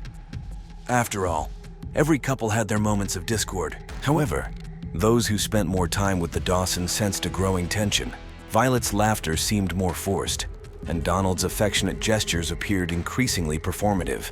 Yet in public, they maintained their image of the perfect couple, never letting their private conflicts spill into their social life. Despite these early signs, Donald and Violet continued to present a united front. They celebrated anniversaries with lavish dinners and weekend getaways, posted loving messages on social media, and attended couples therapy sessions to work on their issues. But behind closed doors, the fights grew more frequent and intense, setting the stage for the dark and twisted events that would ultimately lead to tragedy. As the months went by, the arguments between Donald and Violet became more frequent and intense. The issues that once seemed trivial now escalated into full-blown fights. Donald's controlling behavior began to surface, and Violet's frustration grew with each passing day. The idyllic image of their marriage was slowly disintegrating, revealing a toxic dynamic that neither of them could escape. Donald's control over Violet extended beyond the household chores. He began dictating how she should dress, whom she could meet, and even how she should spend her free time. Violet, once an independent and confident woman, found herself constantly walking on eggshells trying to avoid Donald's wrath. She started to withdraw from her friends, making excuses for not attending social events or meeting for coffee. Her friends noticed the change, but were unsure how to approach the subject. One evening, during a dinner party at their home, the tension between Donald and Violet was palpable. Violet accidentally spilled wine on the tablecloth, and Donald's reaction was swift and harsh. He berated her in front of their guests, his face contorted with anger. The room fell silent, the awkwardness thick in the air. Violet apologized meekly, her cheeks flushed with embarrassment. Their friends exchanged uneasy glances, but tried to carry on with the evening, not wanting to exacerbate the situation. After the guests left, Donald continued his tirade. Violet tried to defend herself, but her words only seemed to fuel his anger. It was during these moments that Violet glimpsed the darker side of Donald, a side that was becoming increasingly difficult to ignore. The man she had once admired and loved was now a source of fear and anxiety. Violet confided in her sister Rachel about the growing issues in her marriage. Rachel was shocked to hear about Donald's behavior, as he had always been charming and respectful around her. She urged Violet to consider leaving him, but Violet was hesitant. She still loved Donald and hoped that their issues could be resolved through therapy and open communication. Donald, on the other hand, dismissed the idea of therapy. He believed that Violet was overreacting and that their problems were normal marital issues. He continued to exert control over every aspect of Violet's life, from her work to her friendships. Violet felt increasingly isolated and trapped, her once vibrant personality dimming under the weight of Donald's dominance. The unraveling of Donald and Violet's marriage was rooted in their pasts, hidden traumas and manipulative tendencies that had remained buried until now. Donald's need for control stemmed from his childhood, where he grew up in a household dominated by his tyrannical father. Witnessing his mother's submissiveness and his father's oppressive behavior, Donald internalized the notion that control was synonymous with love and respect. Violet's past was marked by a different kind of trauma. She had been in an abusive relationship during her college years, which left her with deep emotional scars. She had worked hard to rebuild her life, seeking therapy and finding solace in her career. Meeting Donald had seemed like a fresh start, a chance to leave her painful past behind. But as the years went by, the echoes of her past trauma resurfaced, exacerbated by Donald's controlling behavior.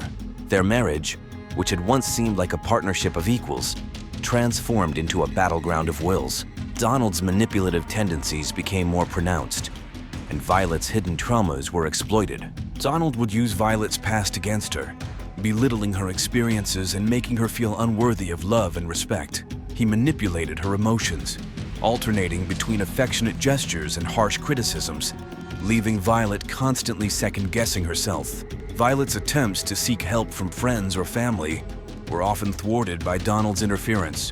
He would charm her friends, making them believe that Violet was exaggerating or being overly sensitive. He isolated her from those who could offer support, ensuring that she remained dependent on him. Violet's cries for help were met with skepticism, as Donald's outward charm and charisma masked his true nature. The twisted game of manipulation and control escalated over time. Donald would gaslight Violet, making her doubt her own perceptions and memories. He would hide her belongings, then accuse her of being forgetful. He would criticize her appearance and decisions, undermining her confidence. Violet, caught in this web of psychological abuse, felt her sense of reality slipping away. Despite the escalating abuse, Violet clung to the hope that things could change. She believed that if she just tried harder, if she just loved Donald enough, things would go back to the way they were. She blamed herself for the growing tension, convinced that she was the problem. Donald reinforced this belief, using it to tighten his grip on her.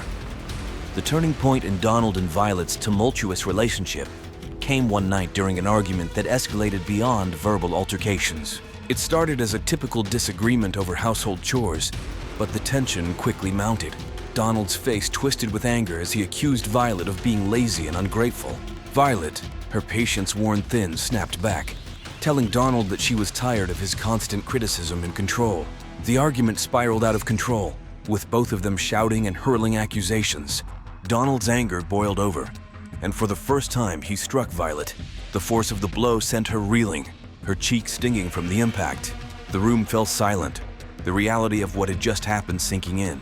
Donald, momentarily stunned by his own actions, quickly regained his composure and began to apologize profusely.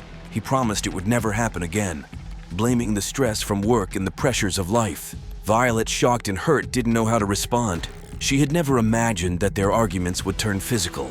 Despite her fear, a part of her still clung to the hope that Donald could change. She accepted his apology, convincing herself that it was a one-time incident, an unfortunate outburst that wouldn't be repeated. But the physical abuse didn't stop. Over the following weeks, Donald's outbursts became more frequent and violent. Violet tried to hide the bruises, making excuses for her injuries when friends or colleagues asked. She became adept at covering up the signs of abuse, using makeup to mask the bruises and long sleeves to hide the marks. Her once vibrant spirit was replaced by a shadow of her former self, her eyes reflecting a deep-seated fear and sadness. In a desperate attempt to break free from the cycle of abuse, Violet confided in her closest friend, Kate. She told Kate about the physical violence and Donald's controlling behavior, hoping that sharing her secret would give her the strength to leave. Kate was horrified and immediately offered her support, urging Violet to contact a domestic violence hotline and seek help. Violet took Kate's advice and called the hotline, speaking to a counselor who provided her with resources and a safety plan. She started to make preparations to leave, gathering important documents and saving money in a hidden account. Violet felt a glimmer of hope, believing that she could escape the nightmare her life had become. However, Donald's control over Violet was stronger than she anticipated. He grew suspicious of her actions, noticing the small changes in her behavior and the secretive nature of her movements. His paranoia intensified, and he began to monitor her closely, checking her phone and following her when she left the house. Violet's attempts to break free were thwarted at every turn as Donald tightened his grip on her life.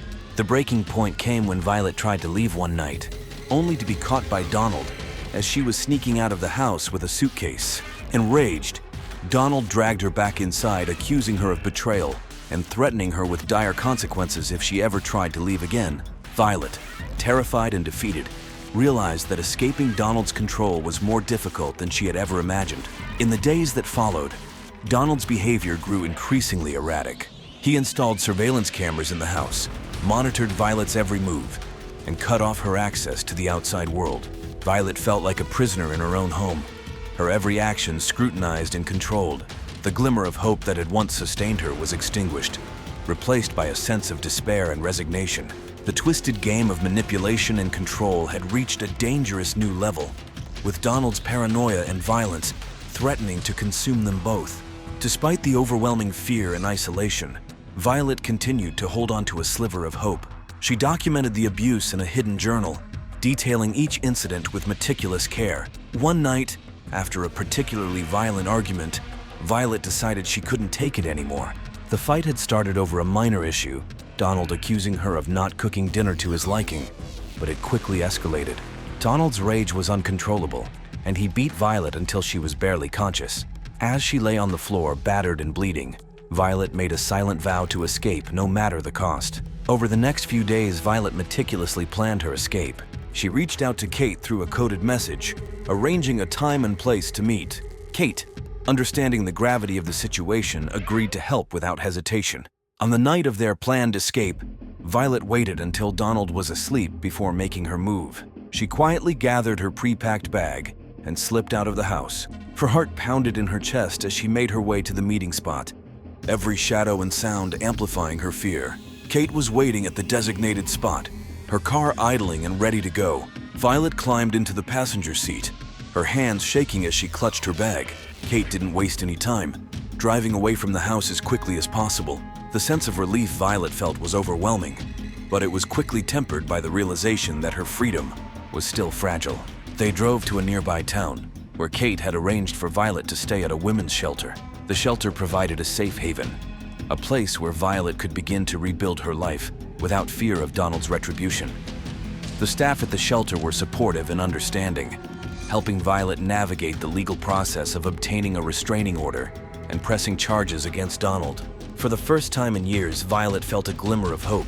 She was surrounded by people who believed her, who validated her experiences, and provided her with the support she desperately needed. The journey to recovery was daunting, but Violet was determined to reclaim her life and break free from the cycle of abuse. However, Donald was not willing to let go so easily. When he discovered Violet's absence, his rage knew no bounds. He used every resource at his disposal to track her down, refusing to accept that she had escaped his control. The twisted game of manipulation and control had reached its final, deadly stage, setting the stage for a confrontation that would have tragic consequences. Violet had been staying at the women's shelter for a few weeks, slowly beginning to heal and regain her sense of self. The staff and other residents provided a supportive community, helping her navigate the complexities of her situation. She had obtained a restraining order against Donald, and the shelter had taken measures to ensure her safety. However, Donald's obsession with Violet only grew stronger in her absence. He scoured social media to track her down. His need to control her had reached a dangerous level, driven by a toxic mix of anger, jealousy, and possessiveness. Donald's paranoia and determination to reclaim Violet culminated in a meticulously planned confrontation. On the night of June 27th, Donald finally discovered Violet's location. He had been stalking the shelter for days, watching and waiting for the right moment. When he saw Violet leave the shelter to run an errand, he followed her, careful to remain undetected. Violet was unaware of his presence, her mind occupied with thoughts of her new life and the steps she needed to take to move forward. As Violet returned to the shelter, she felt a strange unease, a sense that something was not right. She quickened her pace, her heart racing as she approached the shelter's entrance. Before she could reach the door, Donald appeared, blocking her path. The look in his eyes was a chilling combination of rage and determination. Donald's voice was low and menacing as he demanded that Violet come with him. Violet tried to remain calm, her voice shaking as she told him to leave and that she had a restraining order against him. But Donald was beyond reason. He grabbed her arm, his grip tight and painful, and started dragging her towards his car. Violet struggled, screaming for help, but the street was deserted and her cries went unanswered. In a desperate bid to break free, Violet managed to pull out her phone and dial 911. The call connected, but before she could speak, Donald slapped the phone out of her hand, sending it crashing to the ground. Violet's panic intensified as she realized the severity of the situation. Donald's anger was palpable, his grip on her arm unrelenting. In a final desperate attempt to escape, Violet kicked Donald and tried to run. But Donald was faster and stronger.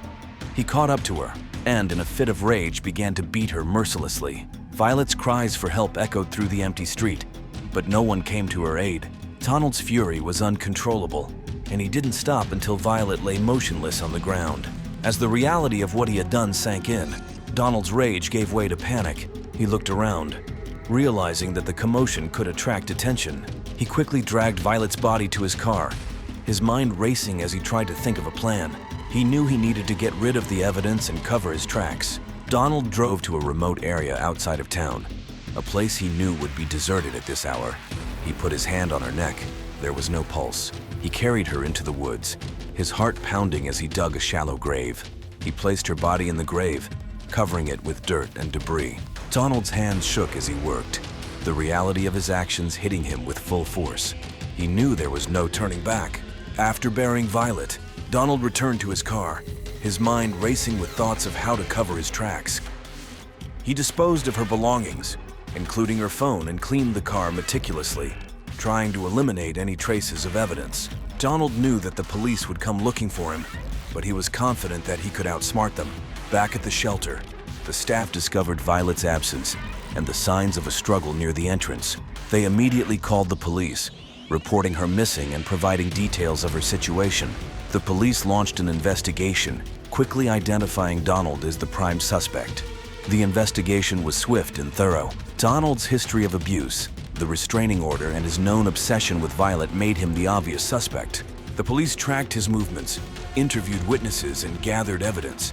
It didn't take long for them to piece together the events of that fateful night.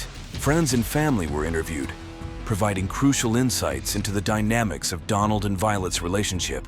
Kate, Violet's closest friend, recounted the numerous times Violet had confided in her about the abuse. She shared the details of Violet's escape plan and their coded messages, revealing the extent of Violet's fear and desperation. Kate's testimony painted a stark contrast between the public image of the Dawsons and the dark reality behind closed doors. Rachel, Violet's sister, spoke of the early signs of trouble she had noticed in their marriage. She described Donald's controlling behavior and the gradual isolation of Violet from her family. Rachel's account of Violet's past trauma and her struggles to rebuild her life added another layer to the understanding of the abuse she had endured. During the interrogation, Donald initially tried to maintain his innocence, but the weight of the evidence was too great. His story unraveled under the pressure, and he eventually confessed to the murder. He described the events of that night with chilling detail, his voice devoid of remorse or empathy. Donald's confession confirmed the police's findings, solidifying the case against him. The community of Riverview was shocked by the revelations. The couple they had once admired and envied had been hiding a dark and twisted reality. The news of Violet's murder and the details of the abuse she had suffered sent shockwaves through the neighborhood. The unraveling of Donald and Violet's relationship, from the seemingly perfect marriage to the tragic and violent end, served as a stark reminder of the dangers of domestic abuse. After several days of testimony and deliberation, the jury returned with a guilty verdict. Donald was sentenced to life in prison without the possibility of parole. His fate was sealed, and the community of Riverview could begin to heal. The murder of Violet Dawson was a tragic and heartbreaking event that left an indelible mark on the community of Riverview. The seemingly perfect couple, whose public life had been the envy of many, was revealed to have been hiding a dark and twisted reality.